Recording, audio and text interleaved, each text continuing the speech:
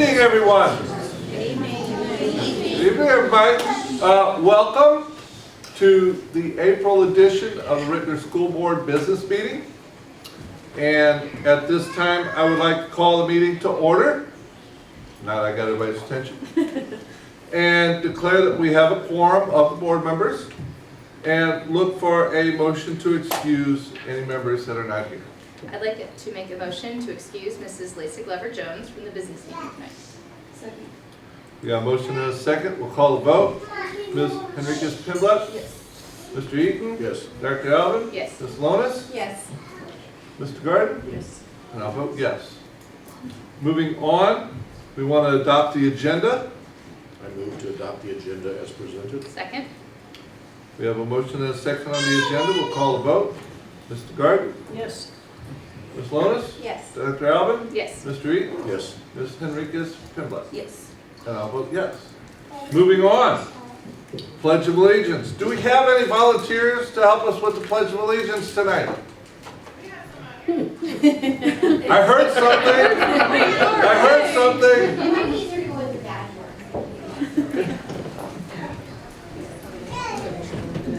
If there's big people that shouldn't be here. Oh, here's the big team.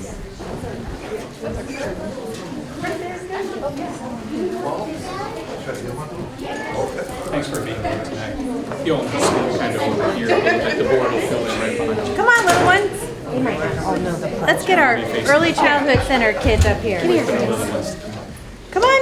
You're going to put your hand on your heart. You guys want to come up too? You do it at school? Yeah. So put your hand on your heart. Right here. So you're going to put it right here and we look at the flag.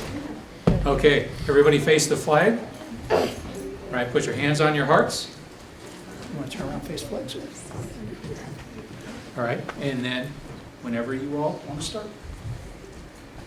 I pledge allegiance to the flag of the United States of America and to the republic for which it stands, one nation, under God, indivisible, with liberty and justice for all. Good job, guys.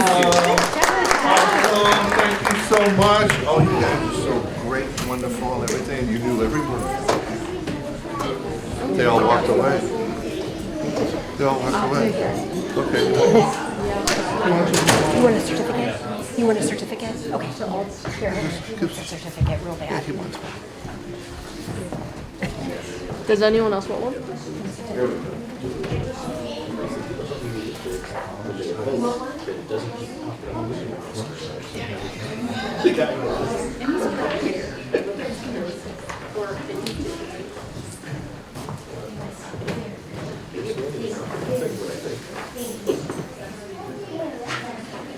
Ladies and gentlemen, tonight we are honored to have two, not just one, but two schools of the month. And the first school of the month we'd like to have is the Early Childhood Center.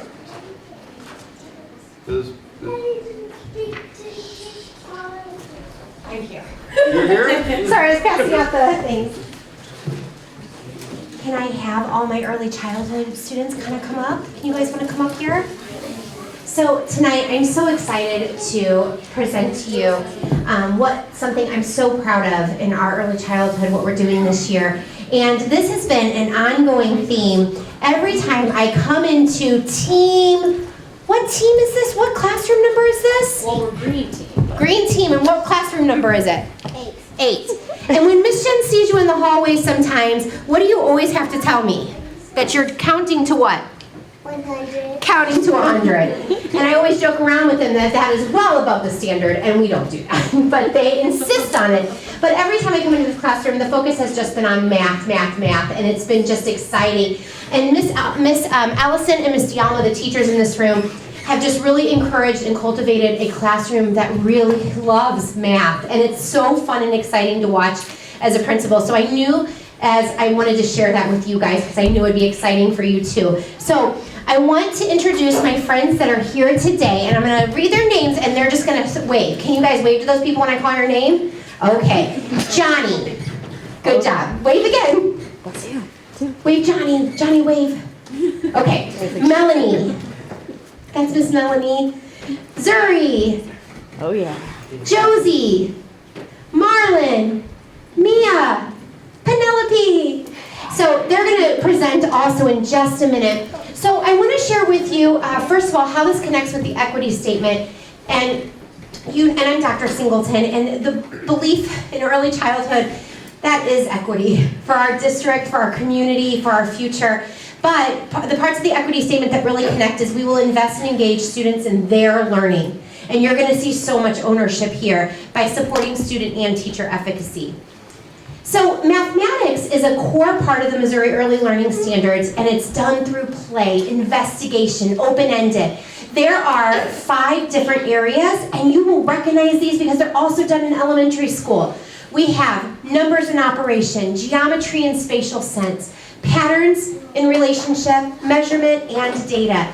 And so the first part of this presentation, I just want to show you an example of each of those categories. So, do you guys recognize those kiddos?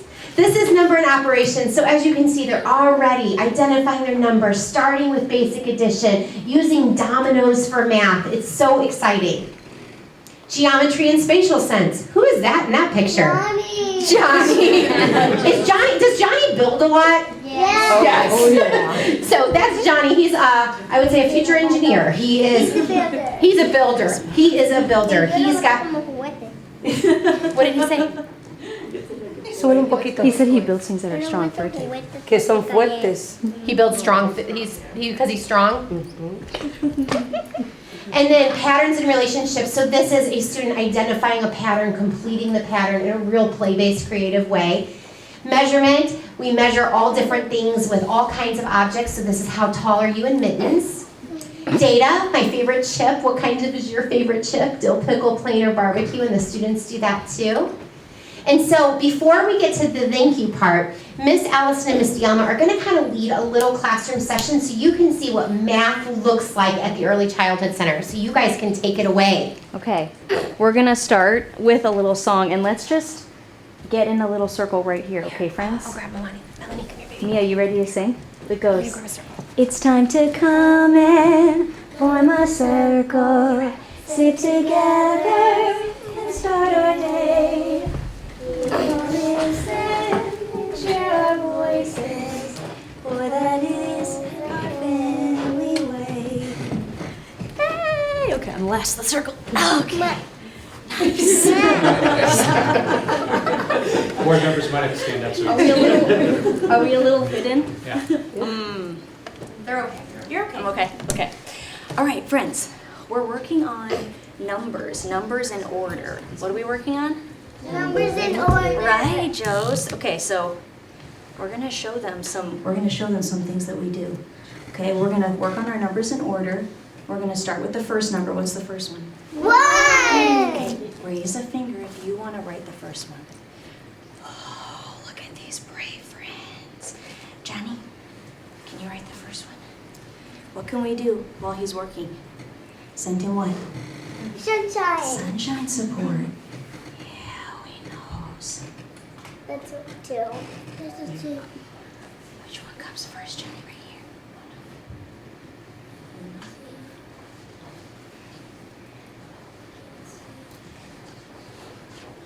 Who else can help? Me. I can help. Can you choose a friend to help? Wait. What about Melanie?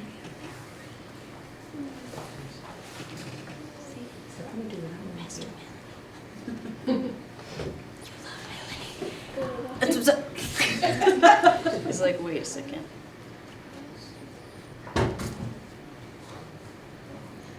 Oh, yeah.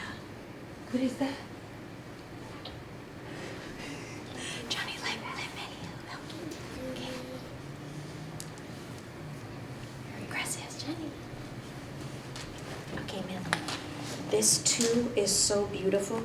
I just want us to go back, say rewind. Send Melanie some sunshine green tea.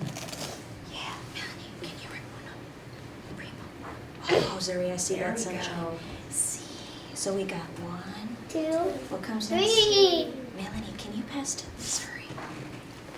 Yeah, Zuri's been ready. You got it.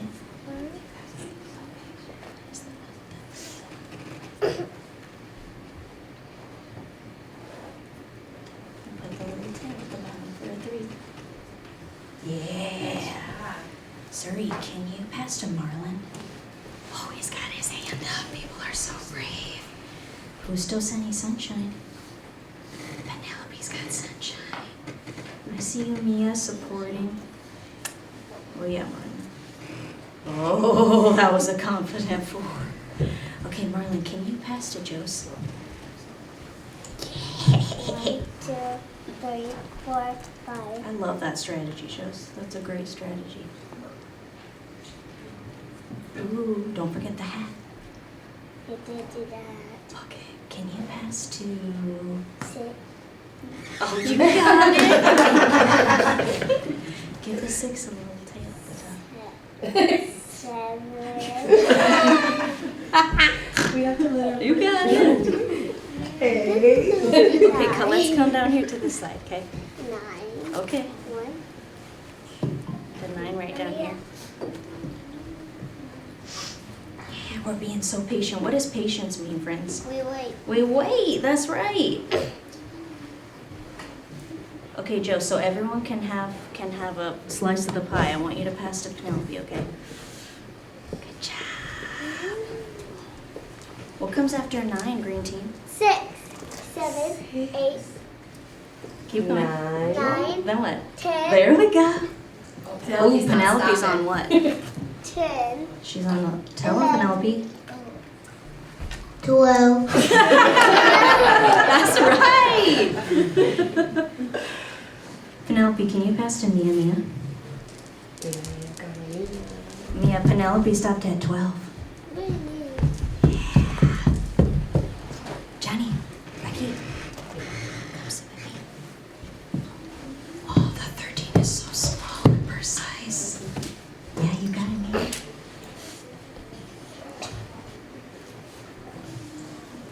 She's doing great, Melanie. Oh, yeah. Can you tell them what number you're on? 13, 14, now what? 15. Oh, yeah! Girls, kiss your brain. Their brains being smart, Devin. Okay, you feel good? You want to stop and get to work? Oh yeah, this was just our pre warm up, friends. So we got to what number? 150. We got to 15. Yeah. Say good job, me. High five someone. Say good job, you. Good job. Well, not me. I didn't do any work. Miss Allison, we probably have time for one more activity. Okay. I'm sorry. Probably one more. Me. Yeah. My table. Okay. Green Like team. any good teacher, I can tell she's really planned. Sorry though. And we could probably be doing Okay. math all night if we let us. Green team, come to the color bucket that you work on. Okay, Joe Snow, she's going to the white, Penelope at the orange with me and Mia. Yeah, Zuri. Zuri, Johnny, Melanie, I want you to work on this one together, okay? Okay. So, you're gonna count the pictures and match them up with the number, right? Okay. Here, Johnny and Melanie. See? Melanie, I want you to work on the beans, okay? How many beans should go on the number 2?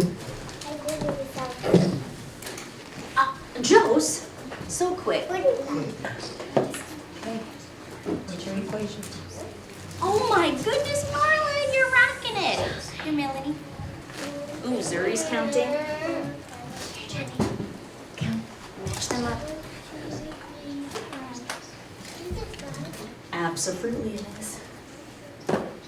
Yes. Okay, Joe, so you want to use the Cheerios to match them up? Yeah. Marlon, you are rocking it. I see you. Okay. How many Cheerios are going to go on top of your number?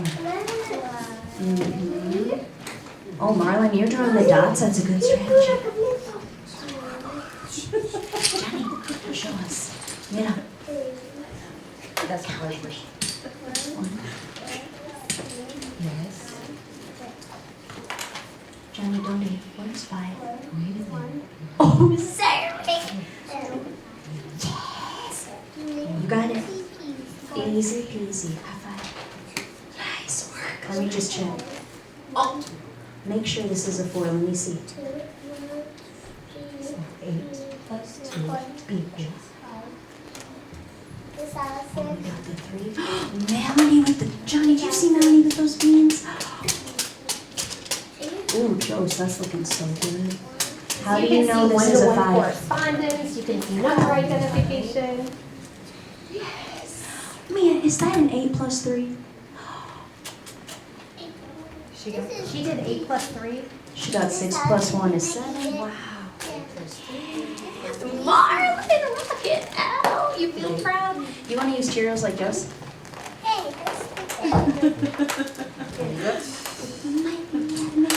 One more. I think we have an idea. Okay, I want you to swap. Okay, úsalos. A ver. Count the So this is honestly what math looks like in her classroom all of the time. And I mean, like when she says, okay, we're gonna transition, because you're like, let me do just a little bit more. Let me do just a little bit more. It's so exciting and fun. And find the number. Yes, the number. Oh, yes, sir. Johnny, count cuántos. Y vas a hacer lo mismo acá. This one. Because you're adding them together. Muy bien. Ahora. ¿Cuántos hay aquí? Don't it's 3.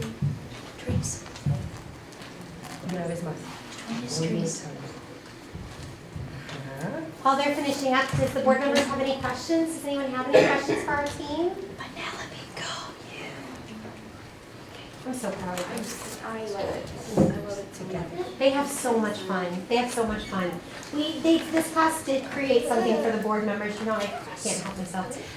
Penelope, the people that are seated up here on the kind of like the stage, do you think you can help me? We're going to give them each one of the blocks that you guys helped create. Who else wants to have?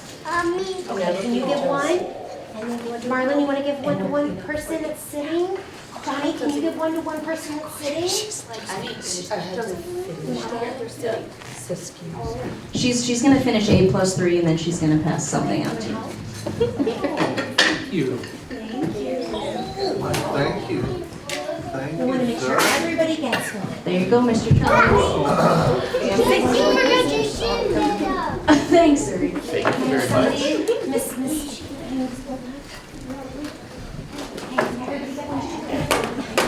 Where's Marlon? Can you get one right there? Is that every? Oh, she's got it. Okay. Did everybody get one? This one's due one? You definitely get one. Thank you, Zuri. That's so It's helpful. right there. She got the iced tea. You didn't get one either? Okay. And now you I got think we two. got everybody over there. Do you have enough? We have enough to give to the people that are seated at the white tables. Can you give one to the white people at the white tables? What are the numbers next to it? Oh, ready? Everybody? Great job, Johnny. Did we get everybody?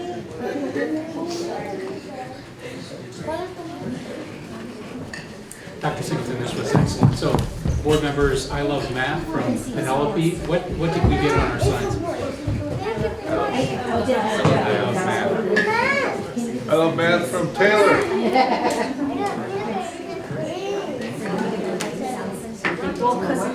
Yeah, so it all says I love math, and it's just from the early childhood because they really do love math, but they also love writing and reading and all the other things. That was fabulous. Thank you so much. Thank you guys.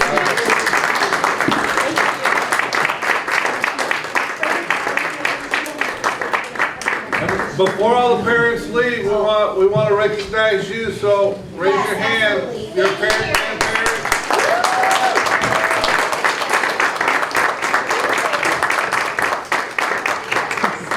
Thank you all so very much for coming tonight.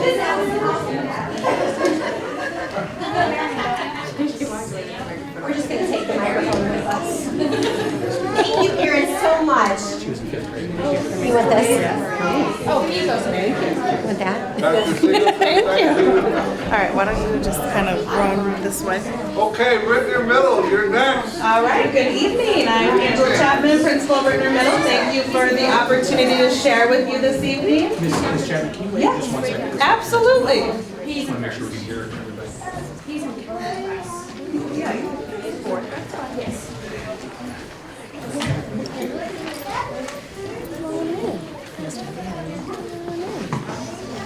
Wrap in this way. You come here, come over here, JD, and you guys go that way. Perfect. All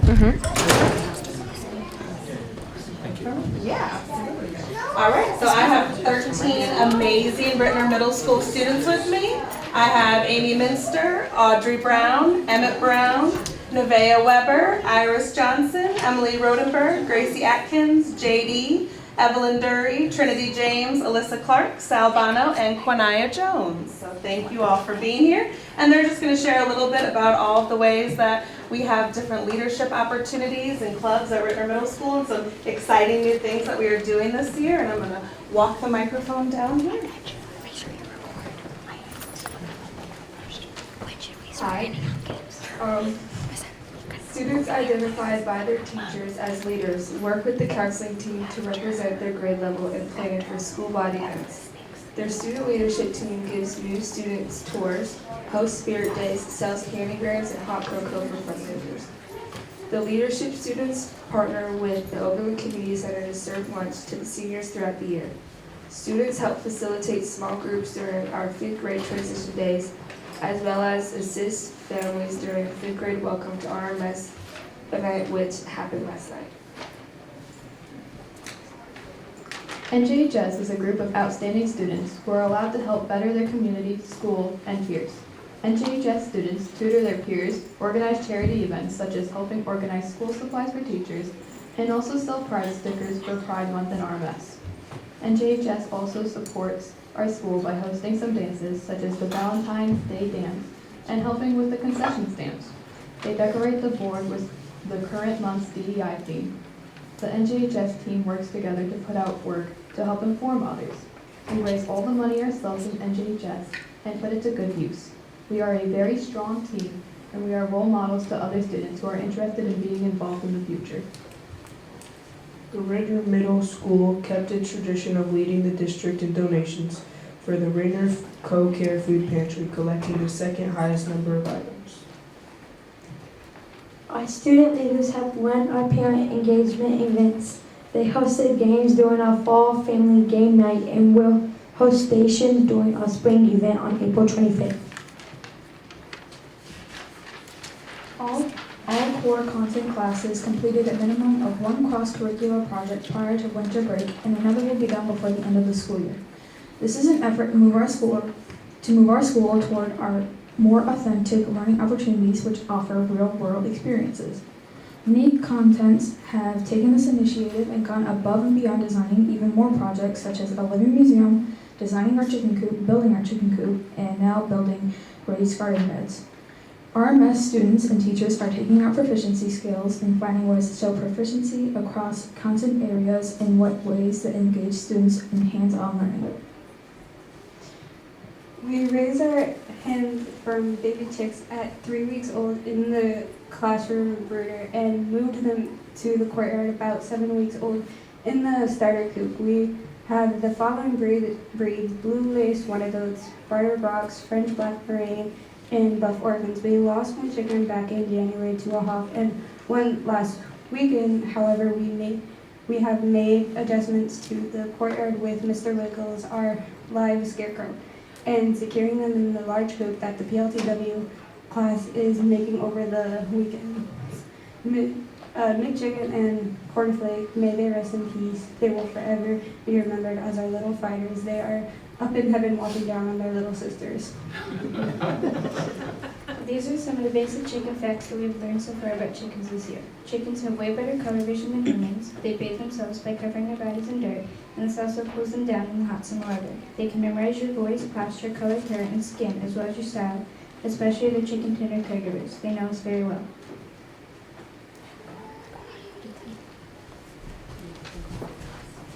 We're going to do some gifts. And this is Miss Ritenour. She is over our chicken tenders. We have some gifts from our chicken tenders for you all tonight. Dr. Kilbride, you got the golden egg, so you don't get one tonight. Okay, I You still have got golden the egg. $4 million first egg. Yeah. And it's part of the garden as well, some seeds. Thank you for your support. Oh, thank you. Power Up Day celebrations. The goal of Power Up Days is to celebrate our students and encourage them to level up on their proficiency skills. We also try to celebrate and encourage students who all have all their work completed. As a part of our celebration, each Power Up Day, students and staff compete in various activities including kickball, dodgeball, soccer, volleyball, and basketball.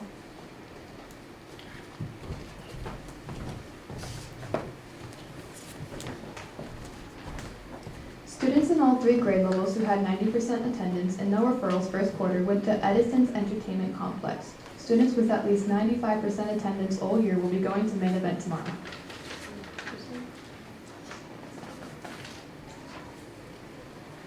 Our Ritenour Middle students have worked hard to increase their attendance. Their determination has been celebrated with incentives such as donuts and dancing, raffles for McDonald's gift cards, kickball, and open gym time. One book, one school. Our entire school reads a shared book during the year. This year we read The Canyon's Edge by Dusty Bowling. We enjoyed a visit from Mrs. Bowling this year, along with a luncheon and book signing. March Mammal Madness has come to an end. The entire school voted on the winning mammals each week, and this fun Husky Time activity concluded with our 7th graders taking a field trip to the zoo last week to further explore the species.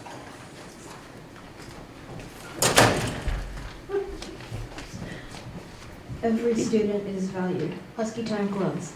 This year we implemented Husky Time Clubs 2 days per week during the first 30 minutes of the day so that all students could participate in clubs and increase their sense of belonging to the school community. Students got to choose from a wide variety of activities that are also offered after school twice a week as well, such as Media Club, Sustainability Club, affectionately known as the Chicken Tenders, and a Karaoke Club. As an added bonus, these clubs have increased our morning attendance. This year, Ritenour Middle School has been fortunate to have 5 sports offered to the students: girls volleyball, boys and girls soccer, boys and girls cross country, boys and girls basketball, and boys and girls track. All of the teams have had outstanding seasons so far. This year, more than half of our students participated in either band, choir, or orchestra. Some students participated in 2 of the 3. Our band could barely fit on the stage at the high school during our fall concert. Music can be heard throughout the halls of RMS all day, and it's such a joy. 8th graders at RMS participate in a credit stimulation program to prepare them for high school.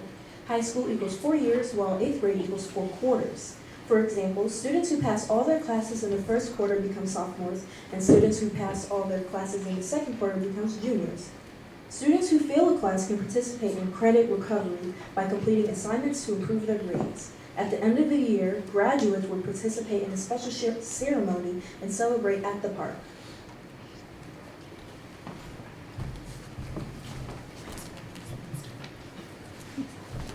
Based on their future planning surveys, 8th grade students were invited to go on various technical school and college visits. Students visited North Technical High School, St. Louis Community College at Forest Park, and there's one final trip scheduled for SLU later this month.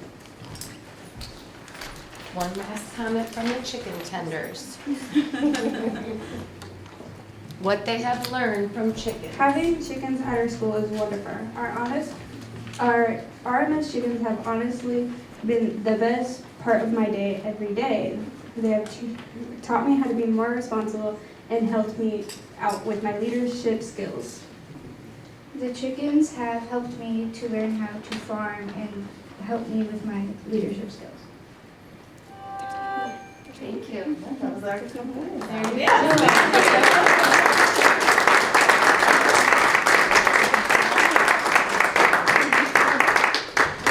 Thank you all for coming. Thank you all for coming. Thank you. Oh, thank you so much. What was that? What's the best way to plant these? All the directions are on the back. The distance. What's the best soil, like the best soil? You know what? We're researching that right now. The chicken coop was first priority because they had heartbeats, and now we're doing the garden, and we'll get back to you on that. Perfect. ASAP. Okay? All right. Thank you. Thank you. Thank you. That was cute. That was awesome. Okay. Next thing on our agenda is report of closed session. The Board of Education met in closed session on March 6th and March 13th of 2025 for a discussion of personnel agenda items. The next thing on our agenda is public comments. Is there anyone here that wants to come up and address the board? Hearing none, we shall move on. Move on to our reports, which is first report up is the President's report. And if you remember, we talked about, last month during my report, we talked about the Ritenour graduates. We got a graduate here that from 2022, I believe. And he was applying for a technology grant, technology education fund grant. Well, I'm proud and very happy to report that these graduates did receive the funds. It's an impressive amount of $67,000. Wow. That's kind of awesome right there.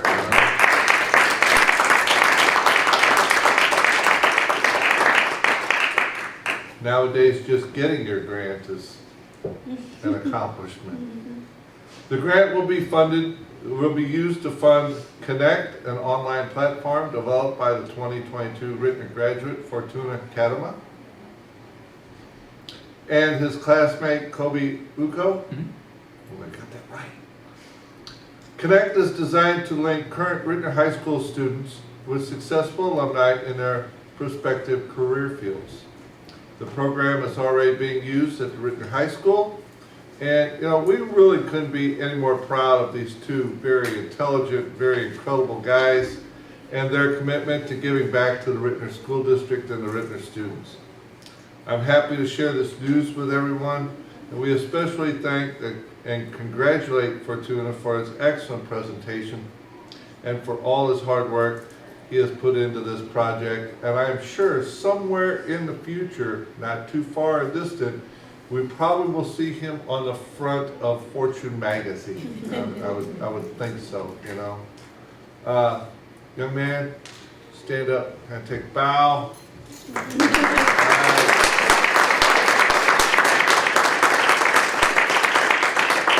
We will be hearing from you a little bit later. I want everybody to see you. Congratulations again. And that finishes my report. On to the superintendent's report. Dr. Krillbright. Thank you, Dr. Thomas. So, board members, we're excited to celebrate our Diamond Circle Award recipients for 24-25. We'll be celebrating these people at the honors dinner that's coming up on the 24th of April. Look forward to celebrating them with you there. Elizabeth Harms is an EL teacher at Marvin Elementary. Ms. Harms is the 2025 Diamond Circle Teacher of the Year.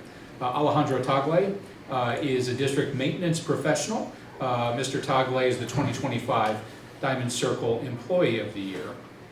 Tavonda Palmer Harvey, the director of Husky Academy, is the Make a Difference Award honoree. The Make a Difference Award has been in place here in the district back since 2003. And then Julia Christopher, second grade teacher at Iveland Elementary. She's the district's first class teacher. That award honors a teacher for excellence in their first or second year of teaching. All of these programs are facilitated by Ms. Gilliam. All award recipients, as well as our 25-year service award recipients. And this year we have, for the first time since 1956, we have a 50-year service award recipient in the district. We'll be honoring that person at the honors dinner. The reference to 1956 goes back to Arthur Hake. Congratulations to all on this well-deserved honor. That concludes my report. Awesome. Thank you so much.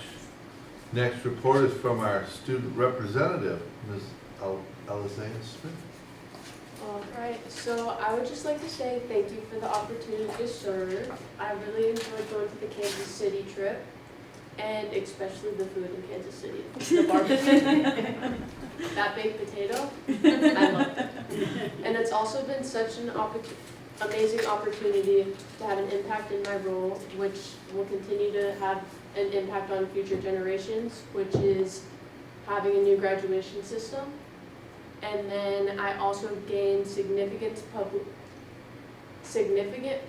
speaking experience, which will help me later in college. So, thank you. This concludes my report. Thank you so much. Okay. 2.04 is the MSBA/NSBA report, and that comes from Ms. Vanessa Enriquez-Timba. Hello. Hello. You can watch the video first. Welcome to the April edition of the Missouri School Boards Association's Board Report. We begin with a look back at MSBA's Advocacy Day event held on March 11th in Jefferson City. Preparations for the event took place throughout January, February, and March. MSBA's spring virtual meeting and the Lunch and Learn webinars prepared school board members for their meetings with legislators and provided information on several legislative issues now before the Missouri General Assembly as it heads for its May adjournment. Commissioner Carla Esslinger spoke during the Advocacy Day event at the Mill Bottom. Commissioner Esslinger said that although there are challenges surrounding public education, she is noticing a trend.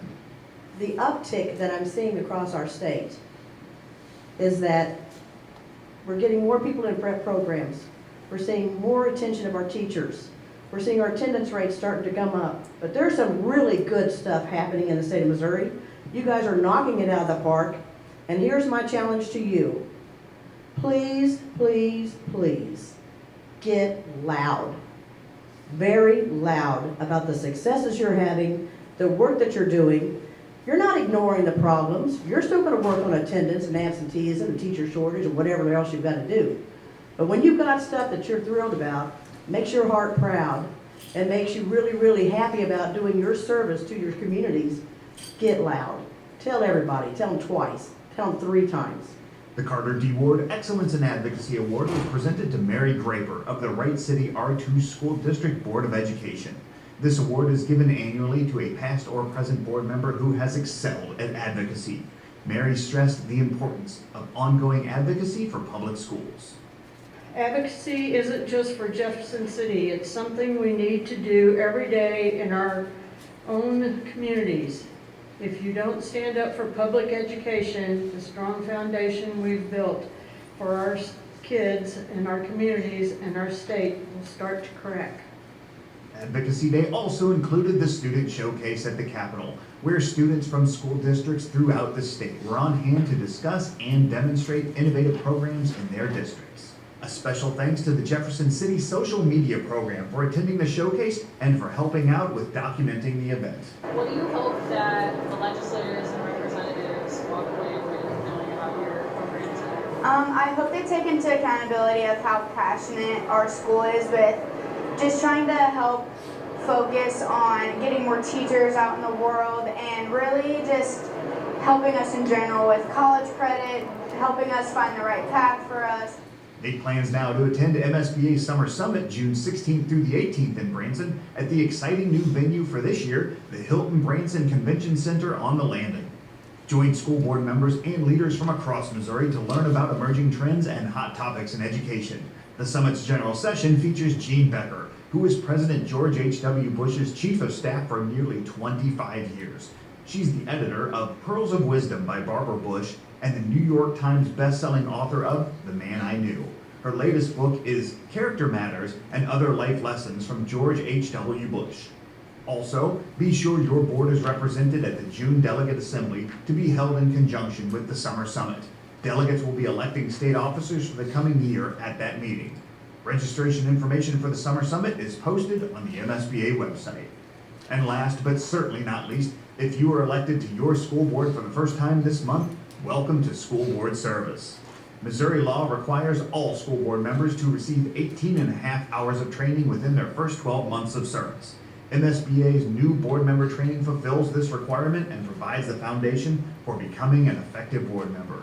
MSBA Director of Board Development, Lisa Nieder, says that although that sounds like a lot of training, the leadership development team has worked to make it as convenient as possible. The training is broken into 2 parts. For phase 1, you'll complete a series of online modules at your own pace on your own time. These modules are designed to increase your knowledge of important topics related to board service. In phase 2, the remaining 8 hours of your training will be done live with other board members, where you'll discuss and apply the information you learned online. You have the choice to do this in person at locations around the state or virtually over Zoom. Training topics include board operations, school finance, student achievement, school law, and more. Once you complete your training, you'll be certified and ready to serve your community effectively on the school board. Plus, you'll help your district fulfill an accreditation requirement. The training is free for all new board members. Check the MSBA website for a schedule of the training opportunities along with registration information. That's it for this month. Thanks for allowing us to have some time at your board meeting, and we'll see you in May for the next MSBA board report. Thank you. Okay, so I just sent an email. Can you all check to see if you got that? Really quick.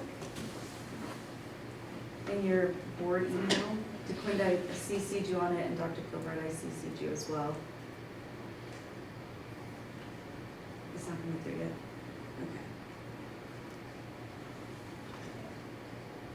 Okay. I did the board members at ritenourschools.org. Is that the right one to use? Okay.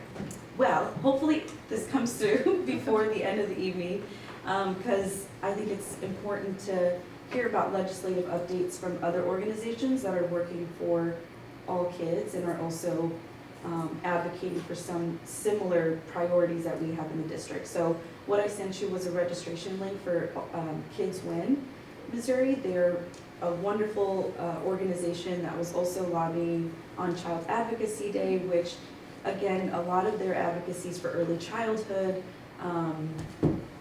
health, SNAP, things like that, all these programs that a lot of our children are a part of and that benefit from. So I think, again, it's important that we have an array of things that we advocate for and that we know when we can do those things and when we can have those alerts outside of just the MSBA alert on Friday at 10, but they always send some sort of review of the call. Again, what bills they discussed and where they're at and any sort of actions that we can take. So some things I've done recently, which is really simple, just emailing our Senator, Brian Williams, regarding some of the funding cuts for Medicaid and SNAP, which again, all of these things affect our students, right? And we need to be able to advocate if and when necessary. And then they'll also update us on federal things that, we may not know about. So that was my only update that I wanted to give you all and share that with you again to make it easy for you to also be able to stay in touch with some of those other policy positions that I think we could advocate for. And that's all. Any questions? That Thank you concludes very my much. report. Okay. Hey Vanessa, can you, if it doesn't come through by, can you just send it to us each? Individually, yeah. Sorry. We good? All right. All right, 2.05 is special school district report. Call on Mr. Eaton and Dr. Alvin. Turn over to Dr. Alvin.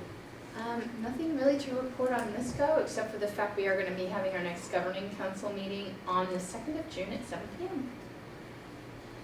Look forward to hearing the happenings at special school district. You betcha. And we did get to spend quality time this past weekend with the president of the special school district school board. Very nice young lady to talk to. Gave us a little private insight on what's going on, so that was great. And for that, we thank her. Thank you for your report. Moving on, business items 3.01. Dr. LaChance brings us personnel recommendations. Good evening, board members. Good evening. Good evening, sir. Here to present items 1 through 63. Asking for approval and open to any questions or comments you may have.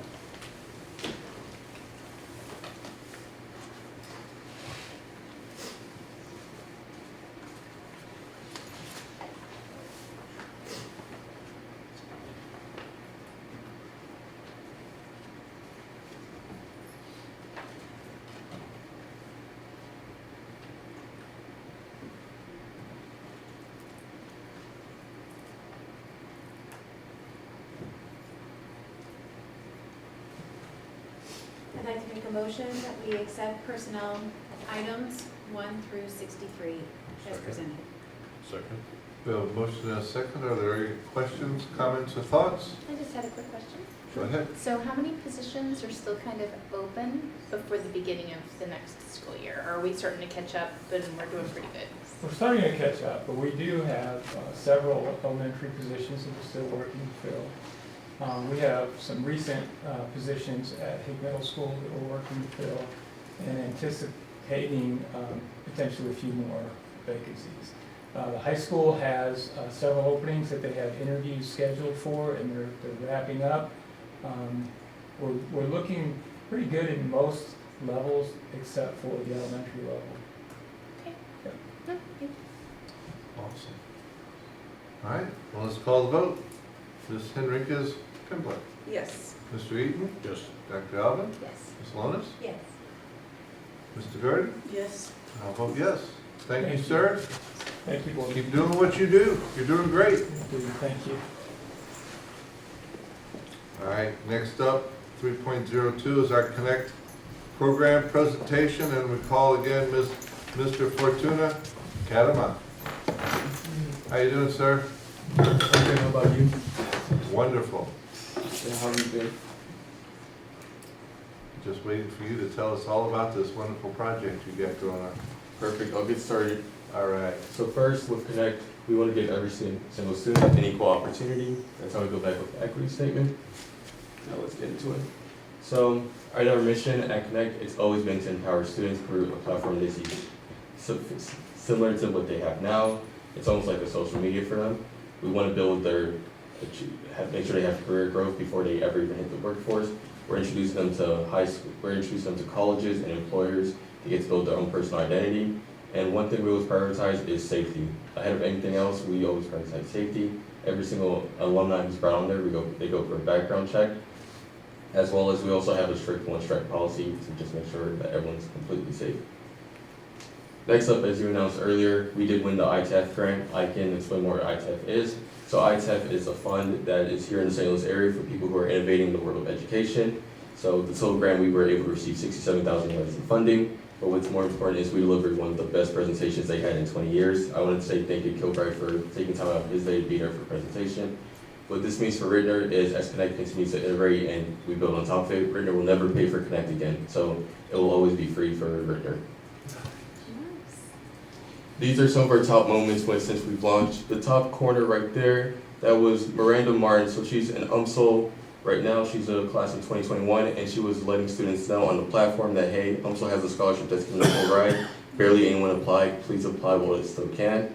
Then we also have a current student, Reagan. She's a senior. She's going to WashU, which is my school as well. And she's on there saying, hey, I got into WashU, QuestBridge, reach out. And we have 2 students who have already started to reach out. So now since we're not only able to reach out to alumni, but they also reach out to our students. Then we have Mark, which is, we always call him one of our most interesting alumni. He graduated in class of 2013. He's worked for the CIA, he has moved to France, and now he's in South America. And then the last one, we also have students, whenever they first come on the platform, we always have them do a little introduction. And even the students that start interacting with themselves, just giving each other some support. I believe in you, and you got this as well. Fortuna, who was the guy that worked for the CIA? It's Mark. He's a graduate of 2013, it's a bit bad right here, but... Is that Mark Chandler? Yeah. Oh, I know. Yeah. Yeah. Small world. But yeah, right there. Okay. Yeah, I know he's been all over the place. Yeah, he's currently in South America. He's always traveling. Lived in France for I don't know how many years. Yeah, he lived in France until about 6-ish months ago. I can't actually scroll to the next one anymore. There we go. So our next plans are we continue to build on top of Connect. We want to start a new program called Junior Jumpstart. So this would be around homecoming time where we bring back our alumni, and it would be a big in-person event for Connect where they can talk one-on-one with the alumni instead of meeting these people, instead of just talking to them per screen. That's a big push. We also plan to have the mobile app ready by next school year at the start. We also want to have monthly alumni lunches that students can sign up for. So let's say August is entrepreneurship. I would come back, talk to students, and it would be like a round circle, and they can ask me any questions they have. Eventually, we want to expand to the middle schools as well, so middle schoolers would get advice from high schoolers on how to best approach that. And it could start off as small as like, hey, you play a sport I want to play. Can you give me help there?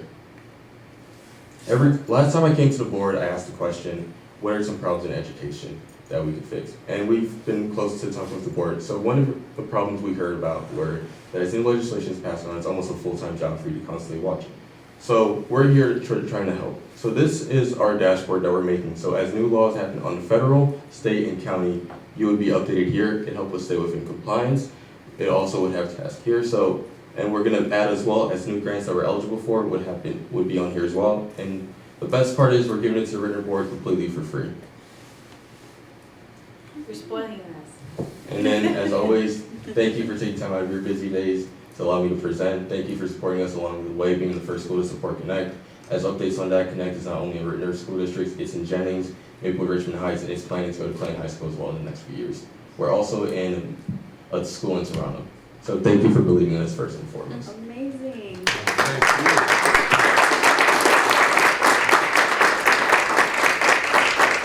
So board members, if I could just share, I was in the presentation, the ITEF presentation. This is actually the second ITEF grant that we've received. The first ITEF grant that we received was back in 2016, and that was $25,000 in funding to start the Center for Gifted Education. Michael Dragoni, our Director of Gifted at that point, got that grant. And so Fortuna and then Sanaya Ford. Sanaya is a current senior who's also off to WashU.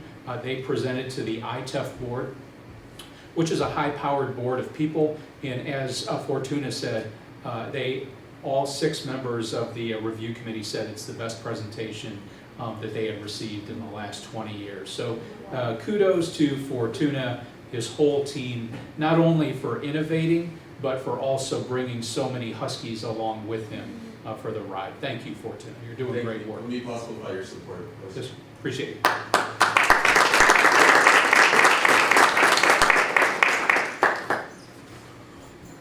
Okay. Next thing we have on our agenda is a recognition of our current student representative. And the board wants to recognize and honor Ms. Alizea Smith. Yeah, so board members, DeQuinta sent out an email, and when we talk about recognition, Alizea has been with us for a year, and we want to, just as Alizea said, her impact is going to be felt through generations with the conversations that we've had talked about honoring students at graduation.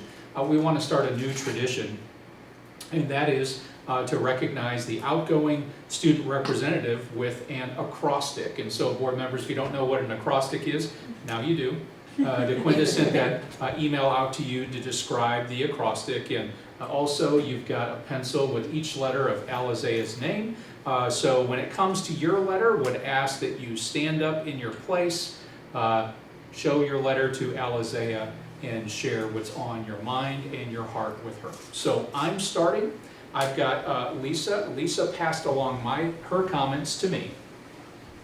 And so I have A, which is the first letter in Alizea's name.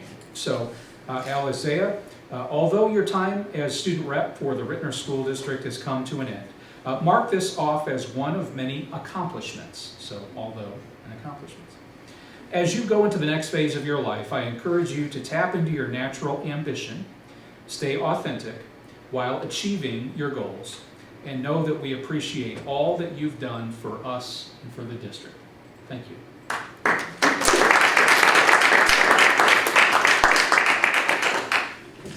There's only one else. Alizea, the school board has been very lucky to experience your loyal support throughout the 24-25 school year. And I would say that you are a lovely young lady, and you have a smile like a luminous sunshine.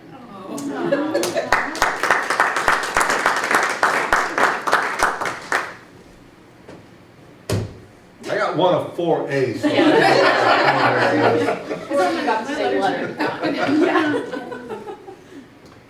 my word is above. I chose the word above because getting to know Alizea, I can confidently say she has jumped above all hurdles. She has reached above all of our expectations, and she will continue to rise above all ayes.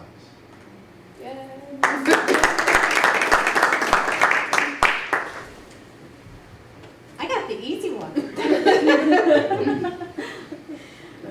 So Alize, when I think of you, I think of how zestfully you represented your peers and the school throughout this year, especially in Kansas City. And this should make you feel very proud.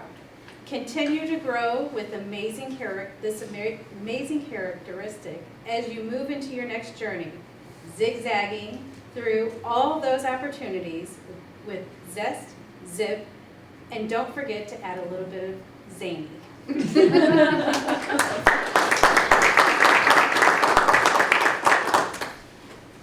There's been a lot of A's already used. So the only ones that I have left is that you are awesomely, amazingly authentic. And what I mean by that is in your character. You're very well-rounded. And you have brought such wonderful ideas to our board. And I know that you are going to continue on this pathway for years to come. So I'm very proud of you.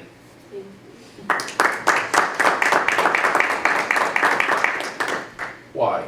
So it kind of goes with Z, a little hard to come up with something. So mine was, Alize, you are an amazing young lady who has overcome so many obstacles that we would have never even imagined when we were in high school. You've had shutdowns, you've had online learning, you've had just things that we, as adults, we struggled with, and you have overcome all of those.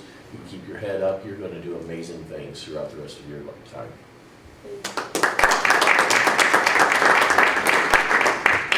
See, I knew most of those A words were going to be used. So, my word for you is astute. So I think a lot of things that you saw and that you perceived were something that may have been missed by a lot of us and had been missed by a lot of us before your time on the board. And your audacity to advocate for your peers is something that actually made a difference and will continue to make a difference if you keep that same attitude. So, good luck in everything.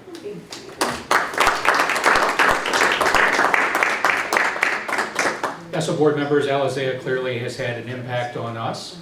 As one of the final things for Alizea on her term, would ask that Alizea come in front. We've got an honorarium for Alizea, and board members, I'd ask that you join me to present Alizea with this honorarium and take a final picture. Everybody bring your letters. We're gonna have to make sure it's spelled out. Yeah. A-A-A-A-Y. Oh, which way are we going? Oh, I don't know. So we're gonna face the audience. If you come right up here in the middle, please. Okay, who's the first A? Oh wait, are we actually having you guys spell it out? Yeah. Oh yeah, it's gotta be cool. Like Yeah, we gotta get it right. Yeah, I got A. Where's Z? Okay, Jennifer. Z. Got an A. Y. I'll be here. That's fine. Okay, do you want to come right in the middle here? Okay, so Alizea, in appreciation for your loyal and dedicated service to the students, the employees, and the community, the Ritenour School District proudly recognizes Alizea Ray Smith, Student Representative to the Board of Education 2024-2025. Thank you for your service. Right. 1, 2, 3. More. Thank you. Thank you so much. Congratulations. Thank you. We have like 4. Oh. Okay. She gets. Oh, she gets. Okay. I'll put them on my You're gonna wall. put something together. That's cute. I feel like the letter people. Thanks, guys. Hold on, There you go. Yeah.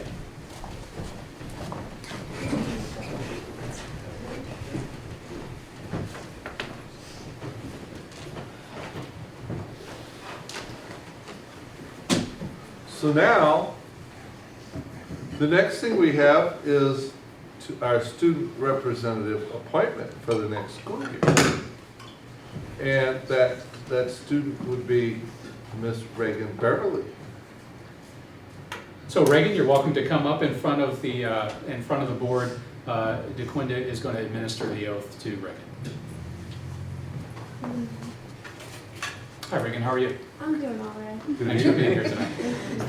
Reagan, can you introduce your family that's here with you tonight? Well, I have my mother. Her name is Nanisha, And I have my father, his name is Dimitri. This is my older sister, Kennedy. She also attends at the high school, and this is my friend, Christina. She's over there to support me. Thank you all for being here tonight. All right, thank you. This is for you to sign and also a copy that I'll have framed for you.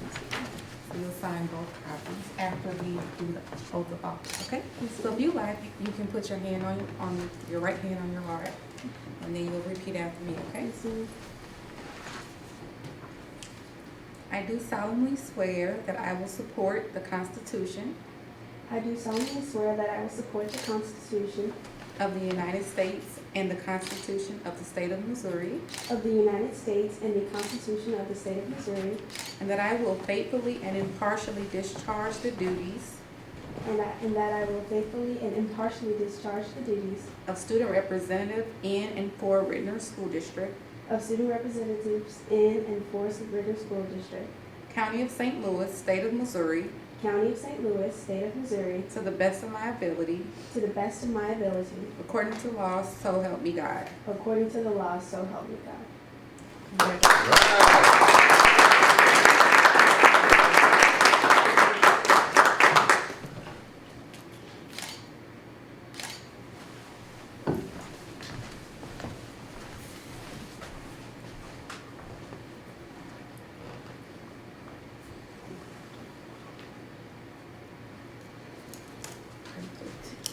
You have your name already set.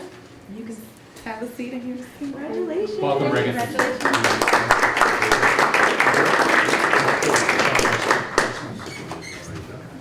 Thank you. What happens? I was gonna say, get her name tag in there. Yeah.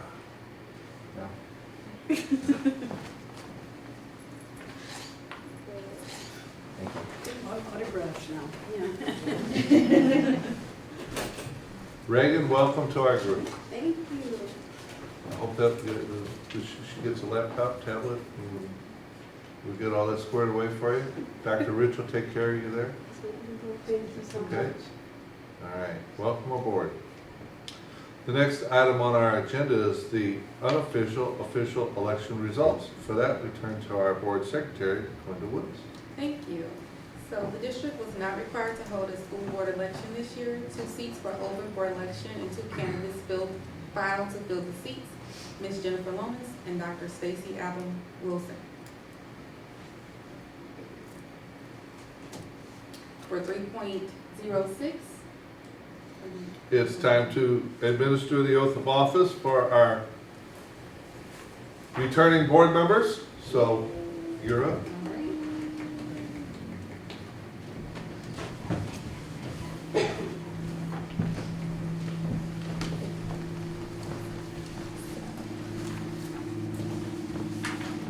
I'll have you both say it together. We've done this for 2 times together. Okay. All right, you can put your hand on your heart if you like. I do solemnly swear that I will support the Constitution I do solemnly swear that I will support the Constitution of the United States and the Constitution of the State of Missouri, of the United States and the Constitution of the State of Missouri, and that I will faithfully and impartially discharge the duties and that I will faithfully and impartially discharge the duties of school director in and for Ritenour School District, of school director in and for Ritenour School District, County of St. Louis, State of Missouri, County of St. Louis, State of Missouri, to the best of my abilities, according to law, so help me God. to the best of my abilities, according to law, so help me God. Congratulations.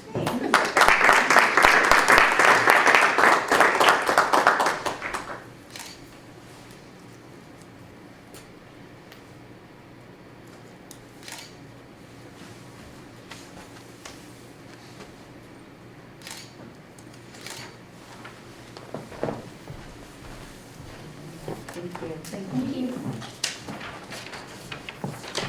Congratulations. Thank you. Right.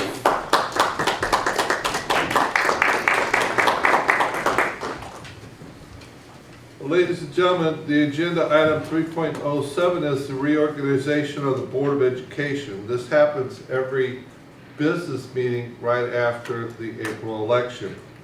For this, I turn the meeting over to Ms. DeQuinda Woods, the board secretary, so that she may start this process. Okay. I will administer the election for the board president, and then the board president will do the same for the vice president. At this time, I will call for nominations for school board president. A second is not needed. I'd like to nominate Dr. Brad Thomas. I'd like to second. Second is not needed. Oh, sorry. And then someone, if you like, if that's any other. I'd like to close nominations. A second is needed for this item. Second. All right. Dr. Thomas? Yes. Mrs. Lonis? Yes. Dr. Alvin Wilson? Yes. Mr. Eaton? Yes. Mrs. Henry Pembroke? Yes. We have a vote. Yes. I'm sorry, Penny. We have a vote to close the nominations. Dr. Thomas is nominated for board president. I will now call a vote for the candidate. Is that right? Dr. Thomas? Yes. Mrs. Lonis? Yes. Mrs. DeGarden? Yes. Dr. Alvin Wilson? Yes. Mr. Eaton? Yes. Mrs. Henriquez Pembroke? Yes. Congratulations to Dr. Brad Thomas.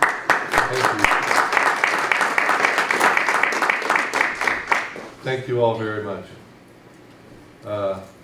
Without further delay and ado, let's move on to the nominations for Vice President of the Board of Education. I'd like to nominate Jennifer Lonis for Vice President. Hearing no other nominations, take a motion to close nominations at this time. I move to close nominations. Second. We have a motion and a second. We will vote. Mr. Garden?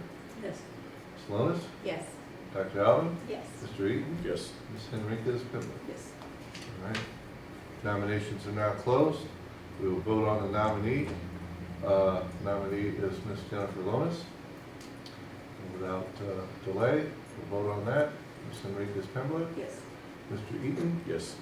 Dr. Alvin? Yes. Ms. Lonis? Absolutely. And Mr. Gerd? Yes. And I'll vote yes. All right. Now, guys, we gotta do the meeting. Now, usually the board will have one motion for the representative to SSD, representative to MSBA, and the alternates. Okay? So if there's one, lump that all into one nomination? You can do that? Okay, so as far as I can tell, Vanessa will be our MSBA rep, Lisa will be our alternate, Stacy will be our SSD rep, and Rob will be our alternate. So moved. Good. I'll just say that. All right. With that, yes, well, we don't have to move, we just have to say, yes, this is a nomination. Now we close nominations. Okay, so close the nominations. Somebody Need a second? Second. We'll vote for closed nominations. Mr. Garden? Yes. Ms. Lonis? Yes. Dr. Alvin? Yes. Mr. Eaton? Yes. Ms. Henriquez Pembroke? Yes. And I'll vote yes. Now we vote on the nominees. I'd like to make a motion to accept all the nominees. Is that what you need? Sure. Because then you need a second. Yes. Second. All right. We call the vote. Mr. Garden? Yes. Ms. Henriquez Pembroke? Yes. Mr. Eaton? Yes. Dr. Alvin? Yes. Ms. Lonis? Yes. I vote yes. We got the board reorganized. And nobody has to move that. Nobody has to move their anything. So we're all back in the same places. Yeah. See how easy that was, right?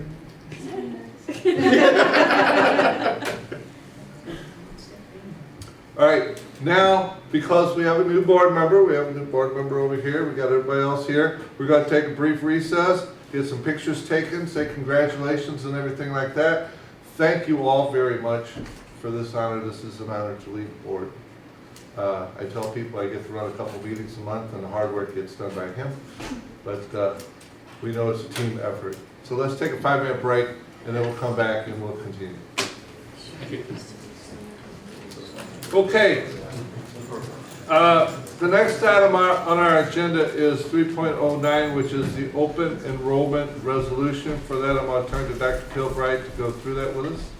Yeah, thank you, Dr. Thomas. So board members, we've been monitoring open enrollment legislation very closely from the start of the session all the way up to current. Open enrollment legislation has not passed both sides of the House. Bill 711 from Senator Pollitt is the bill that is moving. Created a whole lot of conversation. There are limits to the number of students that could leave a district. When I say open enrollment, essentially you can apply to go to any public school district in the state of Missouri that is accepting students. There's a limit of 3% of students per year that could leave a district under the open enrollment provision.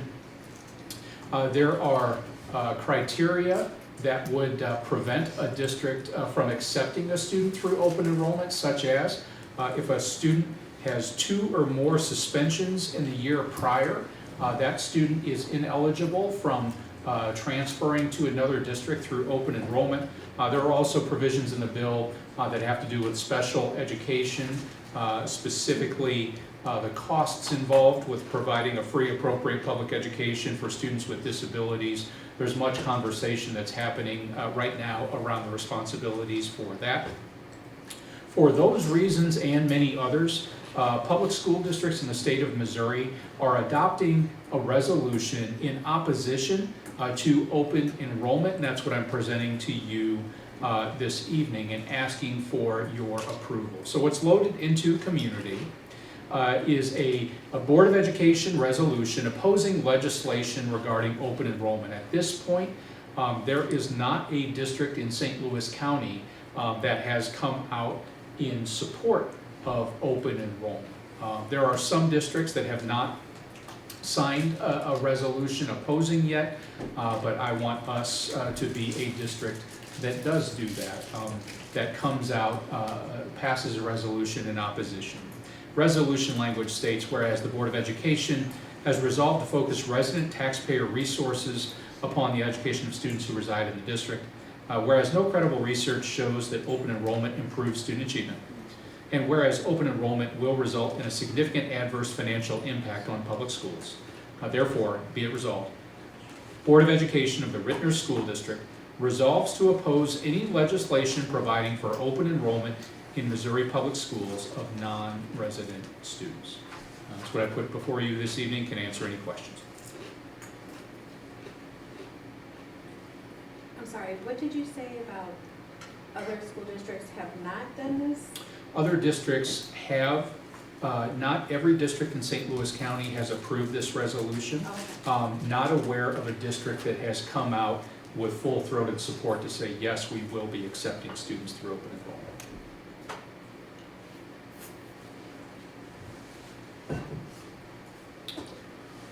It's very interesting also to see the list of all other school districts even outside of St. Louis County.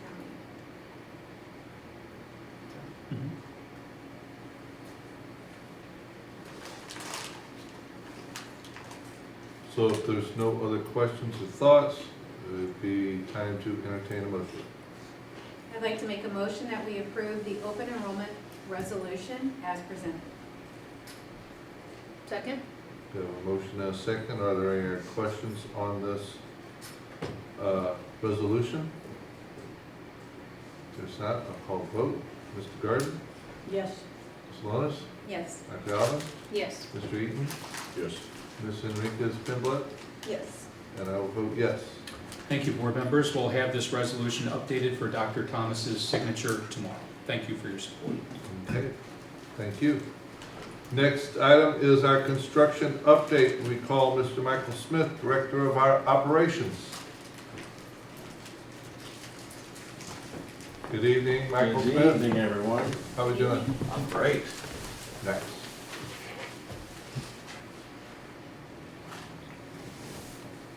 All right, so resources are allocated so that every student gets what they need. And we know that students need safe and maintained facilities in order to ensure a great educational experience here in Ritenour. Today, for my update, I will be discussing 4 topics. Just an update on the Ritenour Center for Educational Excellence. Also, I'll be looking for recommendation. I'll be recommending approval for flooring upgrades at Ritenour Middle, parking lot repair here at the Admin Center, and the swimming pool at Ritenour High School. Last month, when I was here, I talked to you about the progress at the Janine Milam Haynes Early Childhood Annex. There was not a whole lot to be done at that point. Happy to say that that building is complete. So just a couple electronics, some door access controls need to be installed, but everything else is finished. We just need to do some final cleanup, and then Jennifer Singleton and her crew are going to start setting up classrooms. Right. As far as the Julie Hahn Center, showed you some pictures last time in March about some pictures of the classrooms going on, where they were installing wiring still in the ceiling. You could see the drop ceilings were not in at the time, but as of this picture was taken Tuesday is when I went back out and updated this presentation. Painting, ceiling grid, light fixtures, fire suppression, flooring, that is all complete at this point. Wow. They'll be dropping in ceiling panels here very soon. In the hallways, showed you some pictures there. You can see the pictures, show the fire suppression still, just laying on a cart in the hallway. They were working on some wiring. This week went in, wiring, fire suppression, and painting are complete in that area. And I went back today to go through, and later on in my update I say some things that still need to be done, and it was the ceiling grid in the hallways, but that is now complete as well. So they are moving very fast. The main entry and cafeteria back in March. You can see that there was not a whole lot going on at that point. But when I went a few days ago, the ceiling grid is in, light fixtures are in, fire suppression is complete. And they've started on flooring in the cafeteria as well, that I noticed today. So remaining work in the kitchen, the flooring and painting are in progress. Kitchen equipment and the serving line is scheduled to be complete in mid-May. You can see all the other things that are in progress right now. The ceiling, like that last bullet there says the hallway ceiling grid and remaining ceiling tile is in progress, but the hallway ceiling tile grid is complete actually at this point.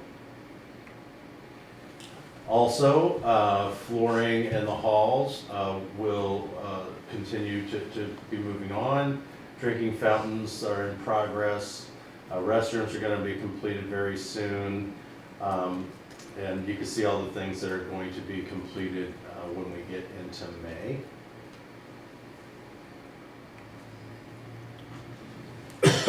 Parking lot patching and sealing is going to be one of the last things that they do. The signage is also going to be one of the last things, and you can see the window sill replacement. Showed you a picture where they're taking out the brick, installing new window sills. That we want to make sure that we don't have any leaks going through those old windows moving forward. Most renovation by Amoresco is going to be completed by the end of May, before June. There's going to still be a few low voltage electronics that are going to need to be installed in June. Of course, we have to do our final cleaning, get all the floors waxed up. Furniture is going to be delivered, get the classrooms set up, and then our final thing is going to be the exterior signage of the building. That usually takes a little bit longer. Other questions? This is great. Board members and working with Mr. Smith, we'll be setting a time for a walkthrough at some point before the first day of school. Could either be July or August, depending on availability, your availability and so on. We do a 6 p.m. walkthrough before a 7 p.m. start of a board meeting. Really excited to get you in there, see the great things that the team has been doing. It's very good news. I will move on to Ritenour Middle. Sorry, can I ask Yes, How yeah. many early childhood spots will that allow extra for us? Well, there's 4 classrooms and I think 20 students per classroom, so, yeah. Yeah, the exact number is 70, because it's the 3 classrooms will accommodate 20 students each. The 4th classroom is a smaller classroom and will be supporting students that with more significant disabilities, I believe. So I believe 70 is the exact number. Awesome. There are several classrooms at Ritenour Middle that have carpet that create a tripping hazard. And then the office area, if you've been through Ritenour Middle, it's in the carpet there is in disrepair. So we are going to replace the carpet in the classrooms with vinyl tile, which is easier to maintain. And the carpet in the office is going to be replaced with carpet squares. I did send out an RFP. We had 3 companies that I met with. All 3 bidders have done work in Ritenour before and have done good work. Flooring Systems presented the low bid of $64,380, and if approved, the project will be included in my operations budget for next year. And therefore, I'm recommending that the board accept the bid of $64,380 from Flooring Systems for flooring upgrades at Ritenour Middle School. And you said 16 classrooms? Correct. And they'll be able to get to it this summer while classes are not in It will start after summer school.